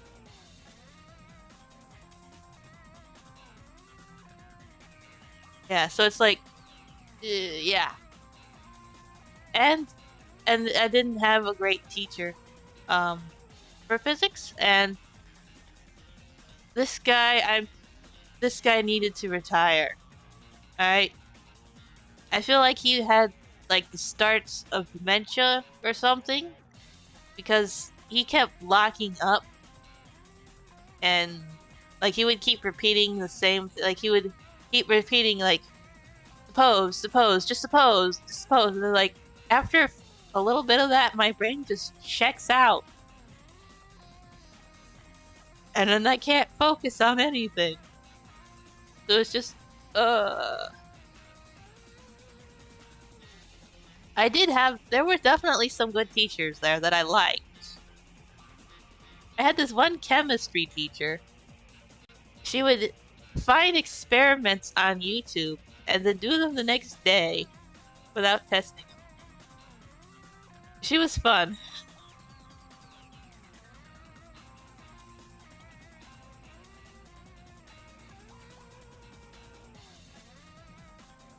Your old fossil professors. It's just he was, his mind wasn't all functioning, and like I definitely have my own problems, but I'm not trying to be a professor either. It's like I know my limits. I'm not gonna do that.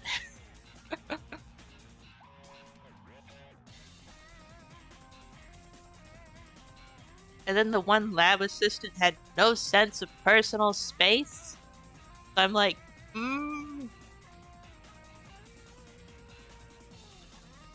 And then there was the time we were using these little weights for the lab experiments, and people kept dropping them and making loud noises. And of course, I sometimes have the startle response of a red panda.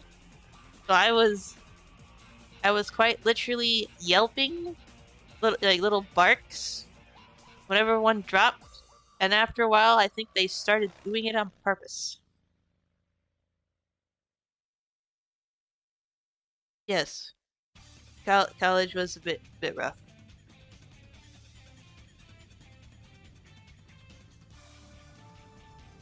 That's also when I learned and realized I probably shouldn't be driving. I had a few incidents, and so I had to have my mom drive me to college. My brain just can't handle all the things I need to focus on.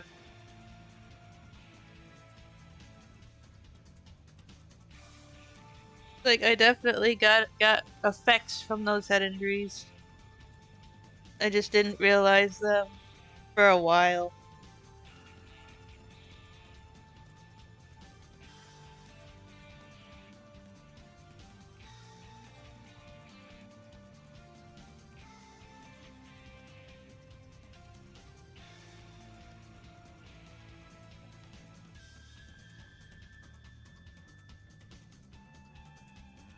It just would have been nicer to figure things out a little earlier, because then maybe I could have done something.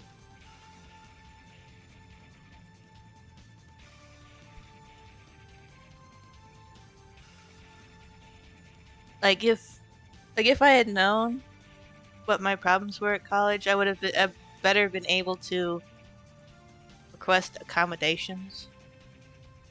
And with diagnoses, I would have been a little better able to get those accommodations. Then again, maybe not, considering they denied me a note taker.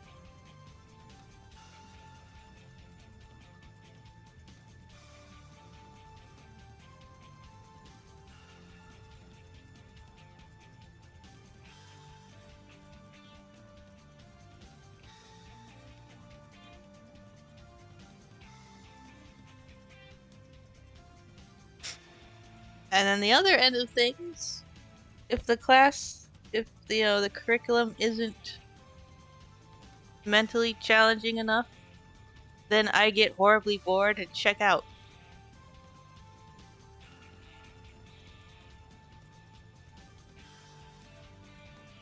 Like, I have very little patience for things that I consider too easy.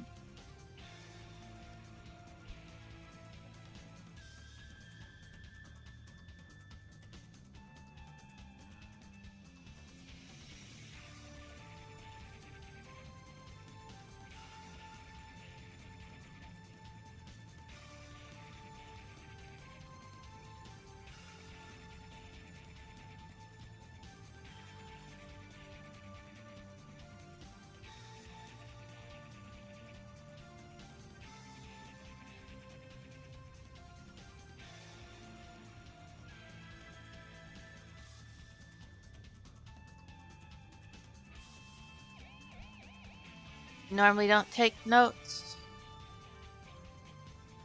I pretty much always did take notes. A lot of times I think just the act of taking notes was enough for me to remember things. Because I barely studied. Like, I pretty much never studied in regular school because I didn't need to. But then when I get to college, I have no idea what I'm doing. Like, how do I even study except just read it over and over again?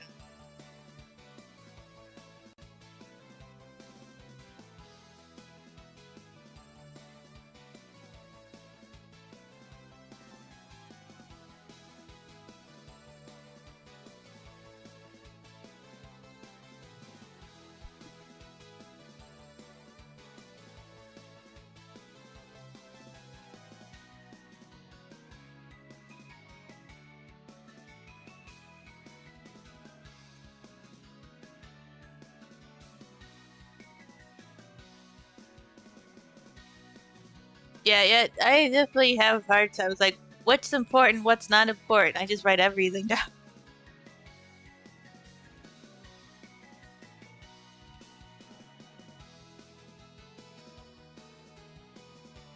I heard this happens to people who used to be smart kids in primary and middle school. By college, they're hit so hard. Yeah, I hear about that too.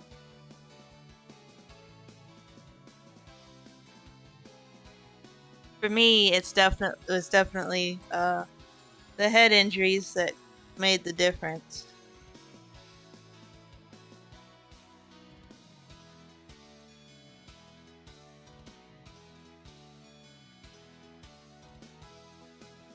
If you deem something important, that won't exactly mean it'll be on the exam. Yeah. It's like, there's what I consider important, but what they consider important could be different. So it's like, just write everything down.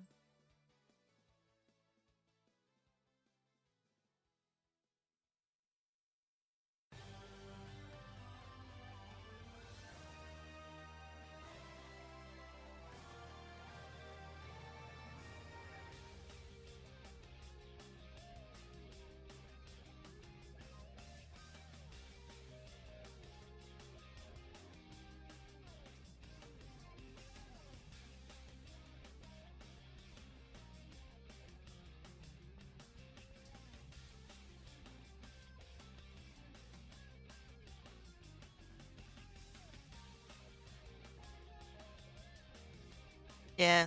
Sometimes things just suck and you gotta figure something else out.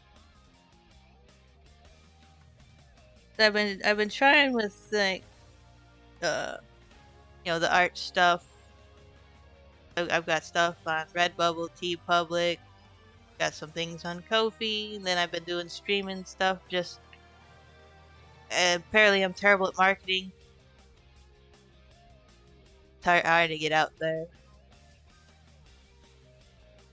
especially with all the different algorithms.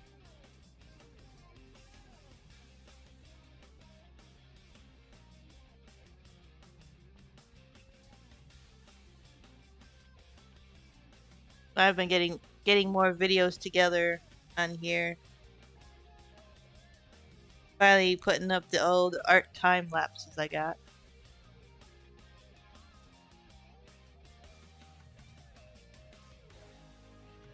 Suppose that's why I like subjects like math and science, you have a set of rules to follow, and that's that. With writing and history, I'm like, so what was I supposed to get out of it? Yeah. Definitely more of a math science person.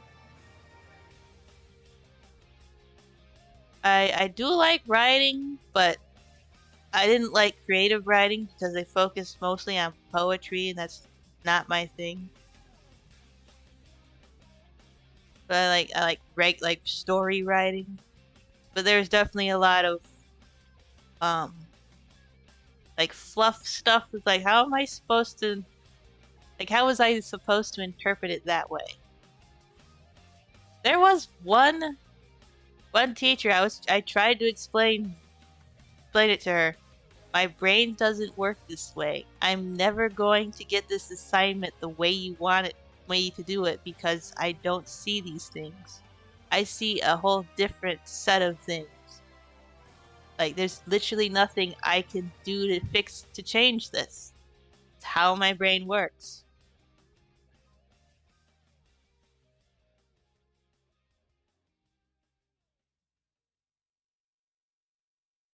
And a lot of times it feels like they're making big leaps to get to these conclusions that they tell us. And I'm like, how was I supposed to get that?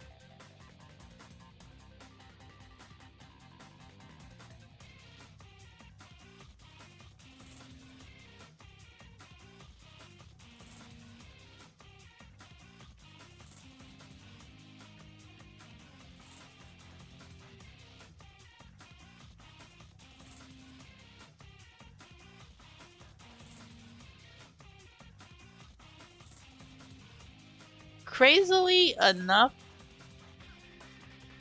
I at least used to enjoy doing math, like fractions and algebra. Like, that was somehow fun to me. Like, I could do this all day.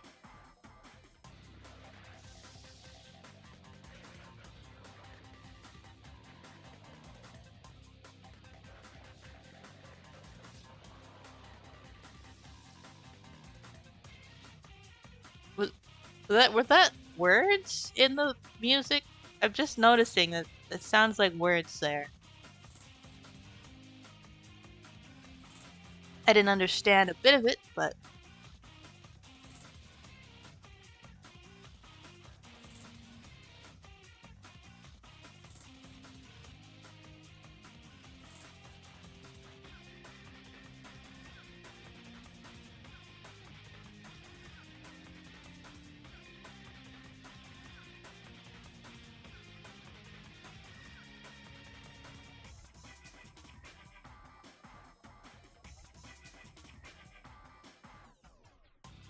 and some people just aren't cut out for math or various things. Everybody's got something different they're good at.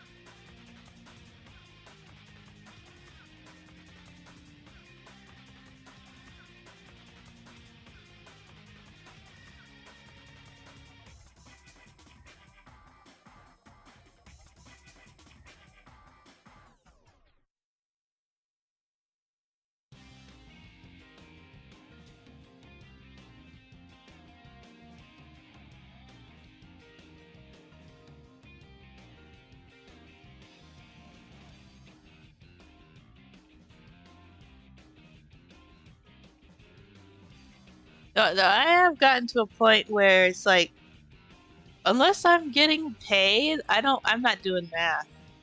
You can forget it. It's like there's even simple stuff. It's like, no, I'm just sticking that in the calculator. I'm not wasting my brain power on this.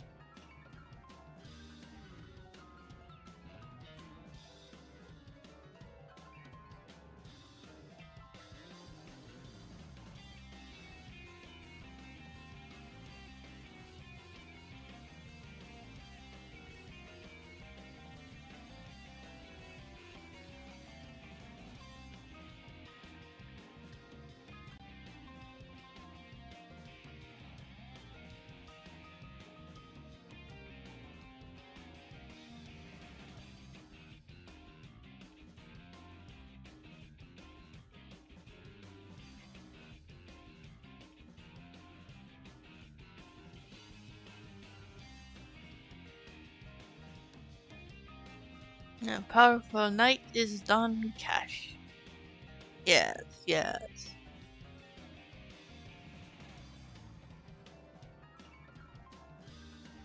Cinder Does Math, sponsored by Kofi. One day. Maybe, I don't know. That would be interesting, I guess. A math stream. Help me with my homework stream.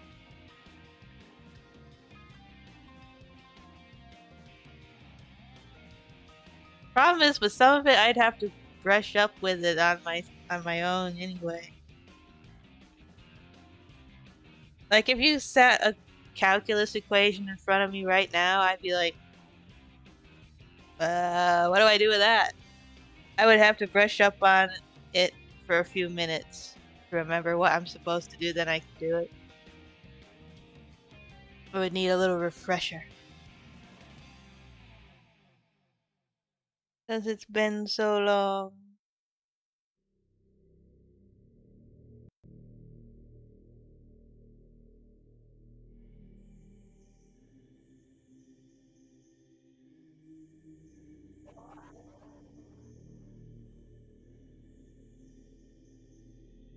And it's funny because in high school, I avoided calculus. Like, you needed 3 years of math, but I picked something else. And like, because it sounded too much. But when I finally got it and had the right teacher, I'm like, this is fine. I don't know what my problem was. This is fine.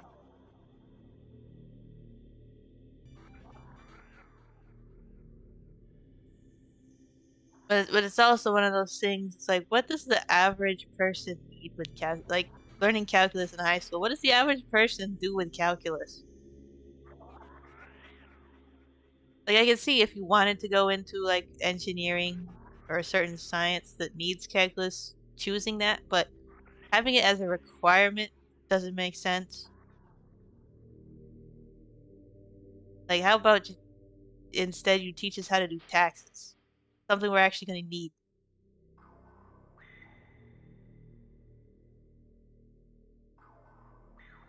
If you have heard that a good way to avoid dementia once you're old is to daily perform at least one simple batch of math stuff, just a little bit.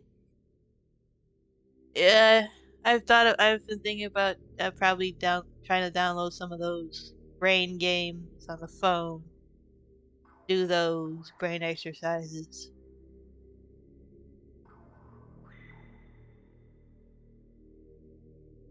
Had that problem whenever I needed help from mom. She couldn't even remember how a lot of it was supposed to be done. Yeah, a lot you won't use later.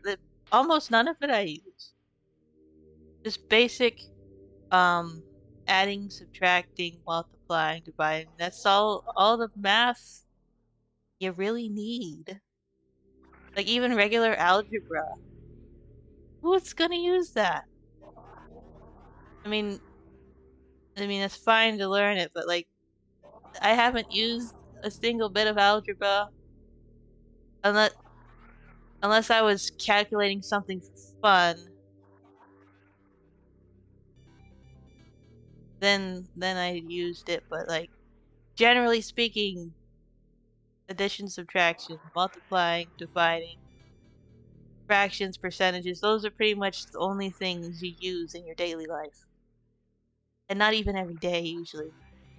Unless you're running a business, and then you'll use it every day. But, you know, instead of this advanced stuff, um, teaches how to do taxes, that kind of thing. Like, I had an economy class and we did not learn how to do taxes. It's like, what are we doing here? Like, we're poking around on Yahoo stocks. Why do I need this? Teach me how to do taxes.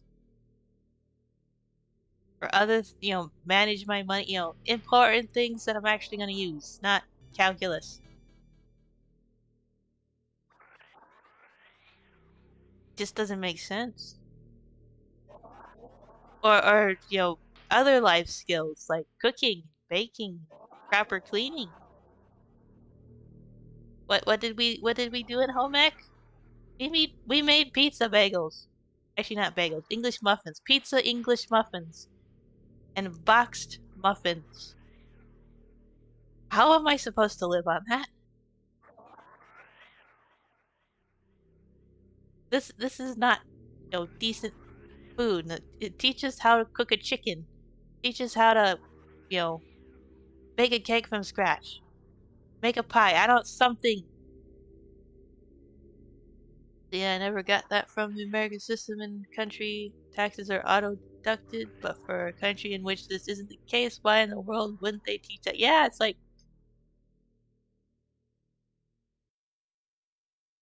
it's just basic life skills. The average person isn't going to need to know what the atomic number of uranium or oxygen is. It's just... we're learning unnecessary stuff. That's stuff that's for college if you're going into a specific field.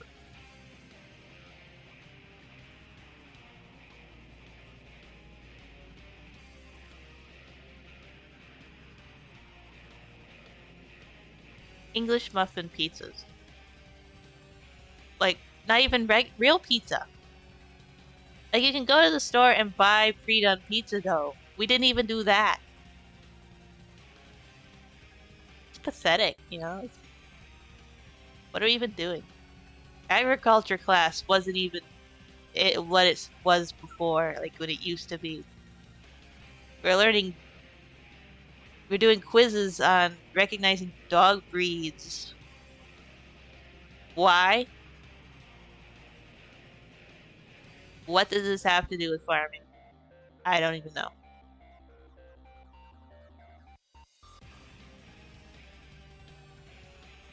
And we were like planting like already done starts. Like we didn't even grow anything actually.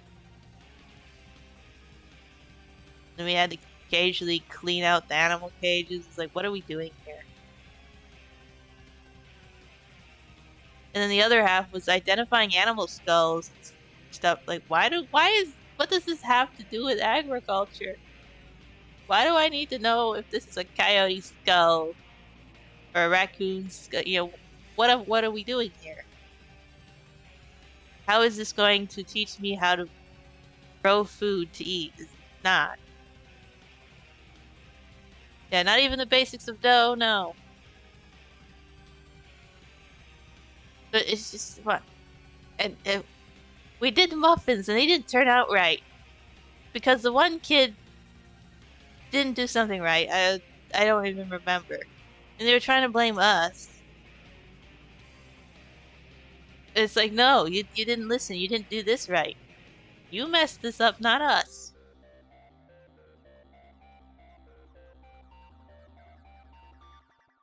It's just fluff stuff, not real things that we need to know.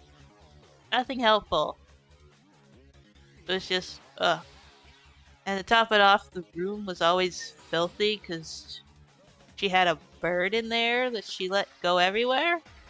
There was thick dust on the tables, and it's like, this is such a health hazard. I'm surprised I didn't get sick. But, I got a good immune system, so just very gross.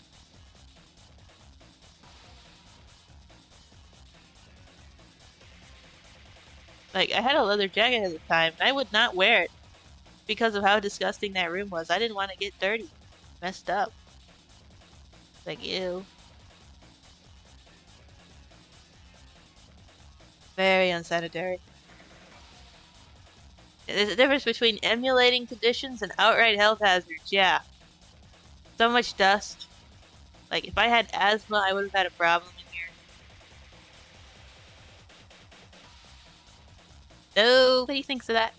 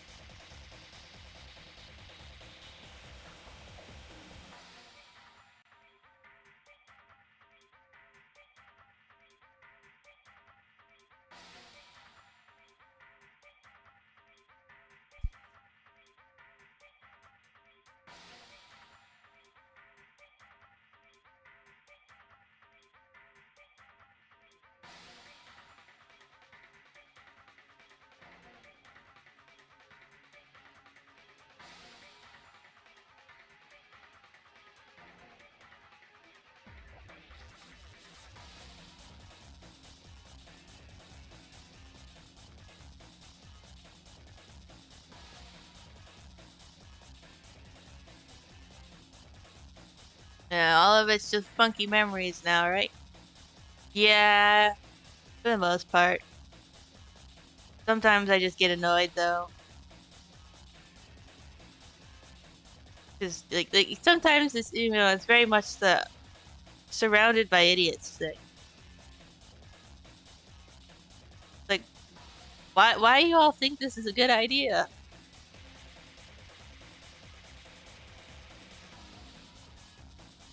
Like you feel crazy when you're like the only one noticing something, in the room at the time. It's just the head scratcher.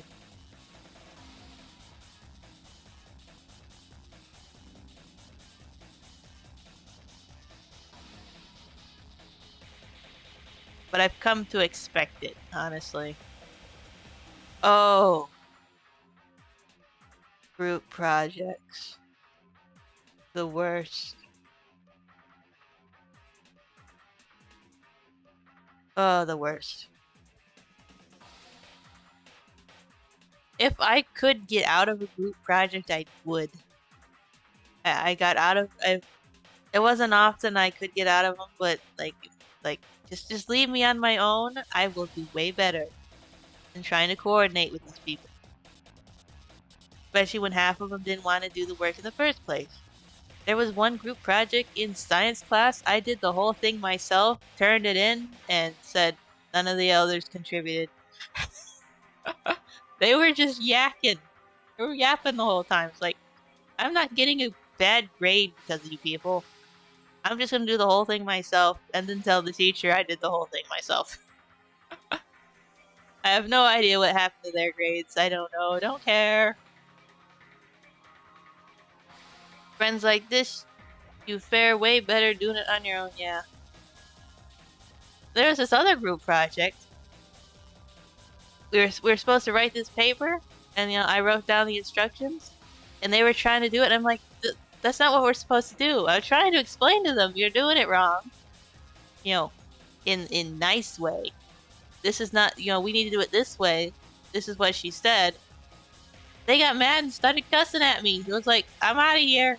Bye. See ya. I'll do this myself. So I did the paper myself, turned it in, and told the teacher what happened. Like, forget this. Yep, their problem, not mine. I'm not getting a bad grade because y'all suck. Because y'all don't know what you're doing. Y'all ain't taking this seriously.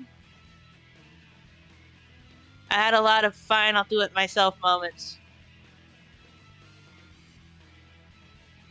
That and like, I got things done faster myself. It was just,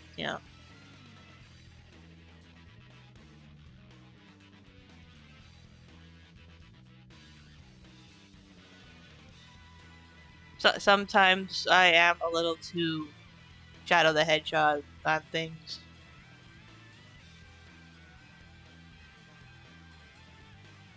I'd rather just do this myself.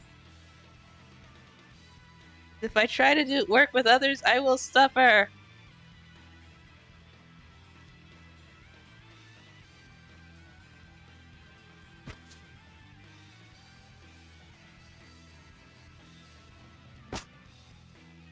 Whoop.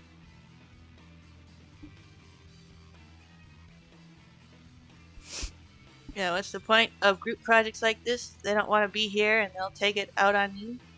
Could be an option to desert a group after signs of uncooperation, yes. Yeah, it's just... Even if it wasn't something I cared about, like, it's school, you gotta do it anyway. It's like, if I have to do a thing, I'm going to do it right.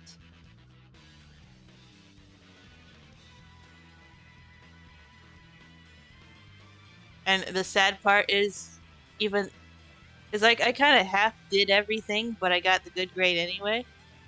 It's just kept reinforcing the whole do things halfway kind of thing. So, which bites you in college.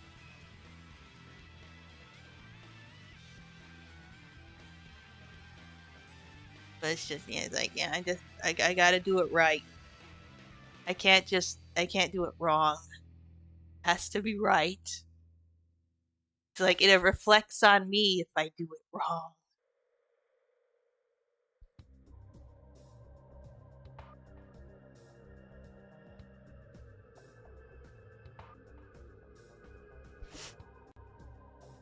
And the worst group thing, which was a whole class group thing, not like the whole class doing a group, but like the one time I actually complained to a teacher or staff or whoever this guy was.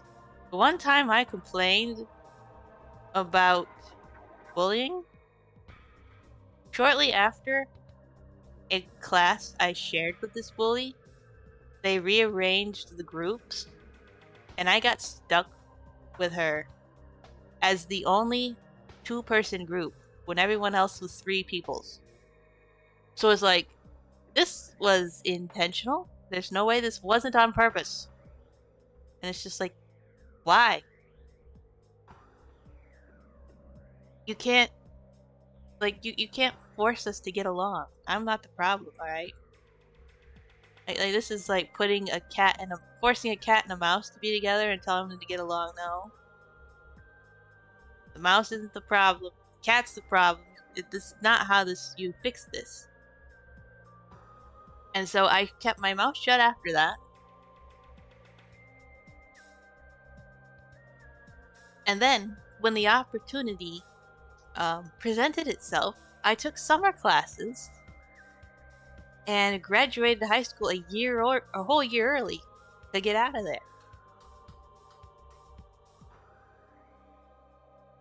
So it's just, yeah. I learned, speaking up gets you more problems.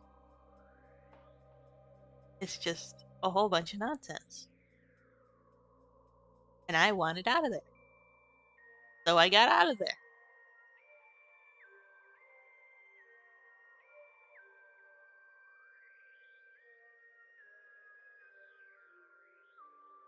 Yeah, I know the school system do this a lot. If we slap them together, they'll learn about socialization, right? Somehow. Yeah, it's like what I learned was stay away from people because they're mean.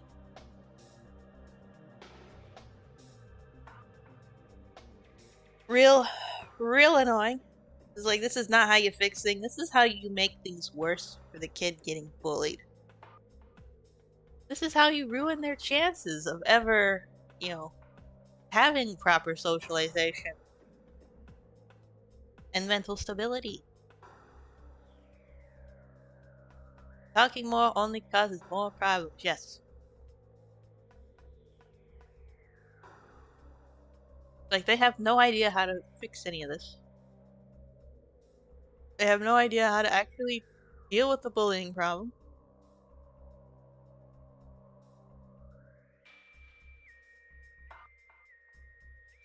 And this is a thing I realized recently, and I posted it, but there's always a focus on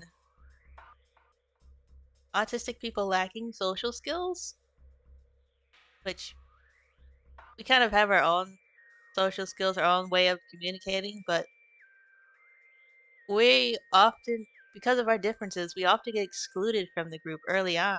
So it's like, when were we supposed to learn these social skills in the first place? We were not allowed to learn these social skills. You created your own problem yet again, and then blamed us for it. Like, I became really quiet really fast after early middle school because I needed to grow up, force myself to become a lot more open, outspoken, which might have caused some problems. Yeah, that can definitely cause some problems. People don't like it when you're bold about your opinions and stuff. They feel threatened. Yeah, I'm quiet a lot, and have been for a while. But I started streaming to help with that, and it has definitely helped my confidence.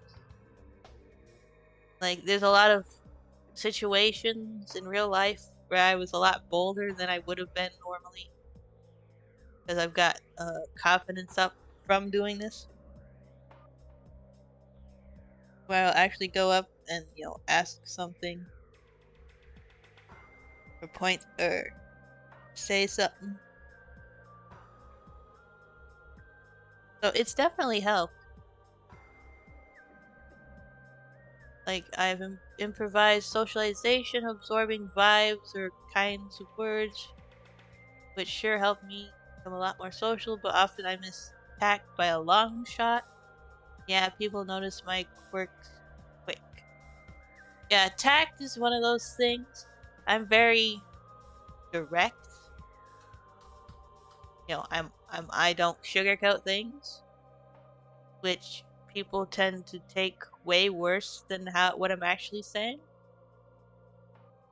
For example, a girl at school asked me if I liked her socks, and I didn't. They were very bright, colorful toe socks.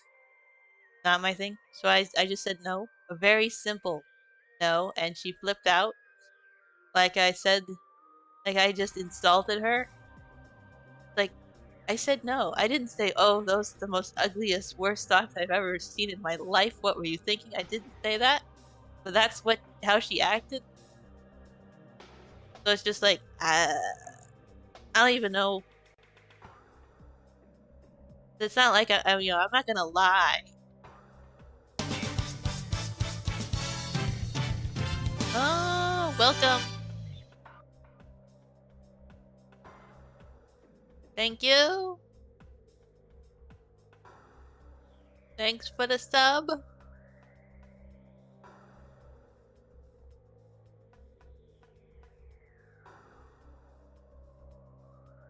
Let's see. More props to you, Cinder. Voice chatting with best friend over Steam is also improved confidence, but that's regular people speaking comfortable lies, but we answer truths. Yes. It is a lonely road, but I prefer it to, all the lies. I've learned to just I've become like, I'm perfectly fine with not having a lot of people to interact with. I've accepted it.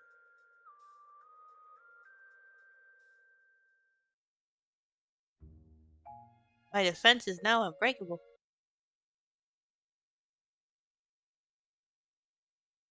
And I've been lurking for a bit. Love your art. Thank you. Thank you very much.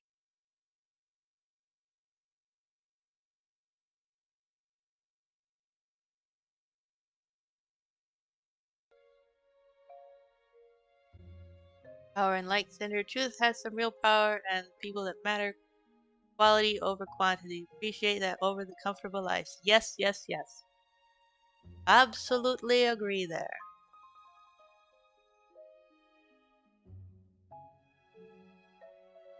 Absolutely agree.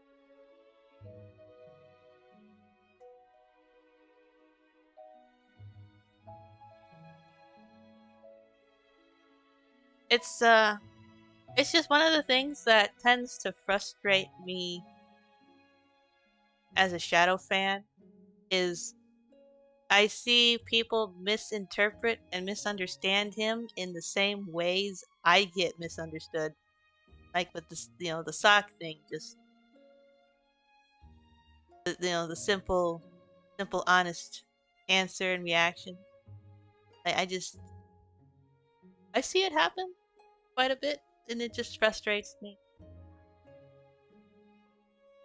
Like, it's the same problem I have.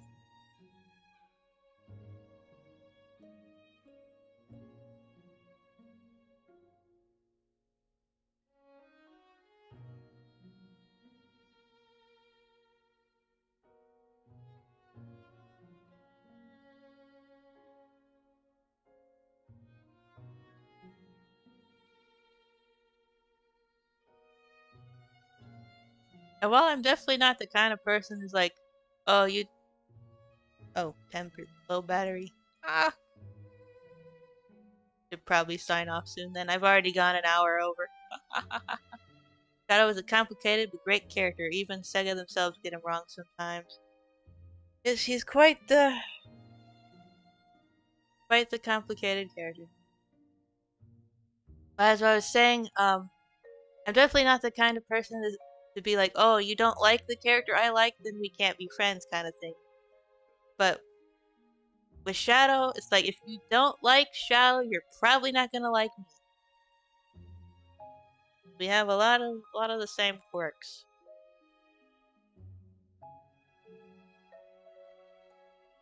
Alright, Shadow's a really, really deep, if not realistic guy. Most people miss that. Yes. Definitely, I'm gonna have to sign off soon because my tablet plus past midnight. Yeah.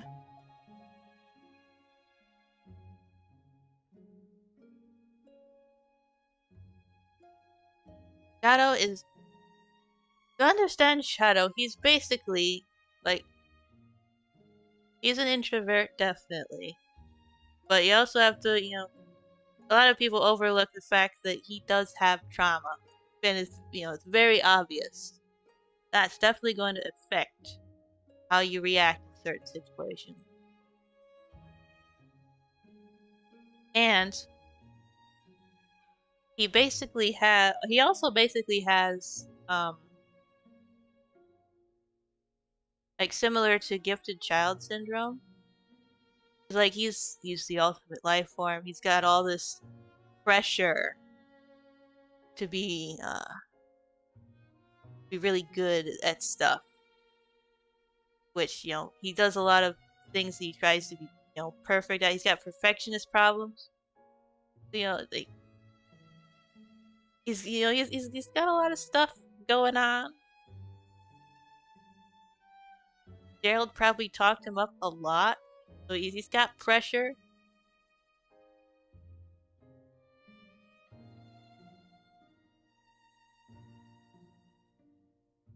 And he's not always great at expressing himself exactly. You just gotta pay attention a little bit, and you figure it out. Gifted child syndrome is a good way to describe him. Never thought of it that way, but it's true. Yes, because like gifted child, you got people talking you up, and so it gets to a point where if you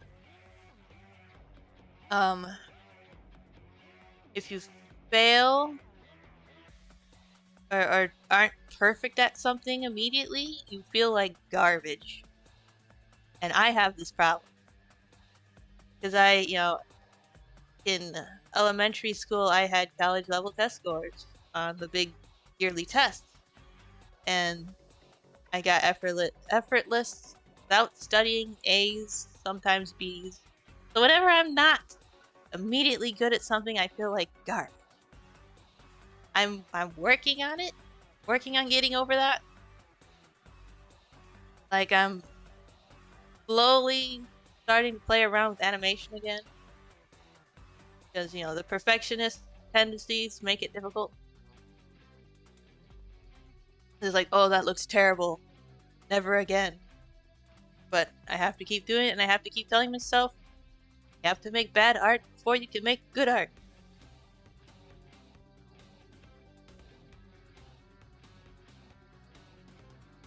You've been through a lot, but realize you can't learn without mistakes. Still feel really, really dumb in the moment, but well, try. Yeah. You just gotta keep trying, just gotta keep going at it. Sometimes you will find that you're just not good at a certain something, and you'll have to accept that. Like if it's a hobby type thing, you can still do it, but you just gotta keep trying stuff. And it doesn't have to be perfect.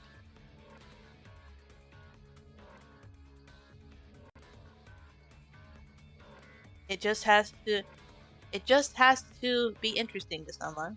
It just has to With a lot of the things I've been doing, like sometimes I'll be like, why am I doing this? That's not getting me this or that. The thing I keep repeating in my head is because it makes people happy. Because there are people that enjoy this. It makes them happy. I'm going to keep doing it, even if it doesn't get me a lot.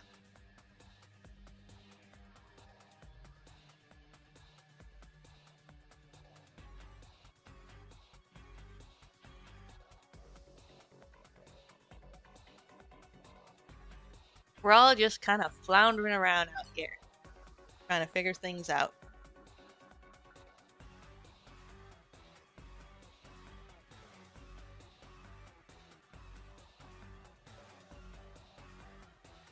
Also, if I can let on a secret, I have 6 years of writing experience, but have published nothing since. Yeah, it's gotta be good enough to stand out, and as ideas guy, no, it's interesting. Yeah. I've done a lot of writing. I finished 2 books actually. I'm stuck on a sequel to a book. I just haven't had the inspiration to finish it. Though I've actually gotten back into writing fan fiction lately. I'm kind of hoping that will springboard me into finishing my book. Kind of exercise those writing muscles, you know. Practice, you know. That way, when I do get back to my book, it'll be better.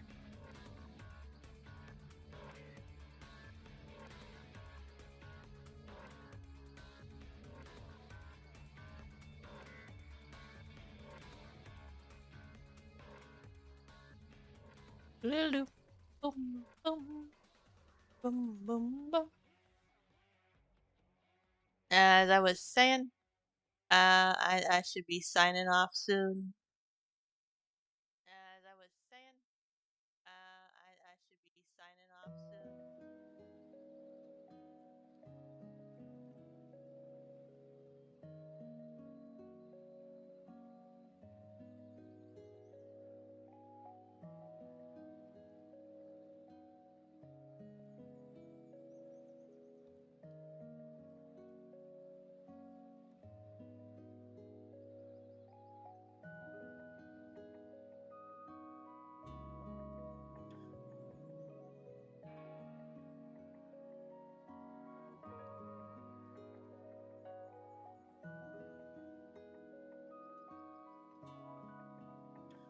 And so, thank you all for coming and chatting with me and the sub, of course. And so, thank you all for coming and keep trying the things you want to do. Don't give up. Keep burning bright and Cinder out.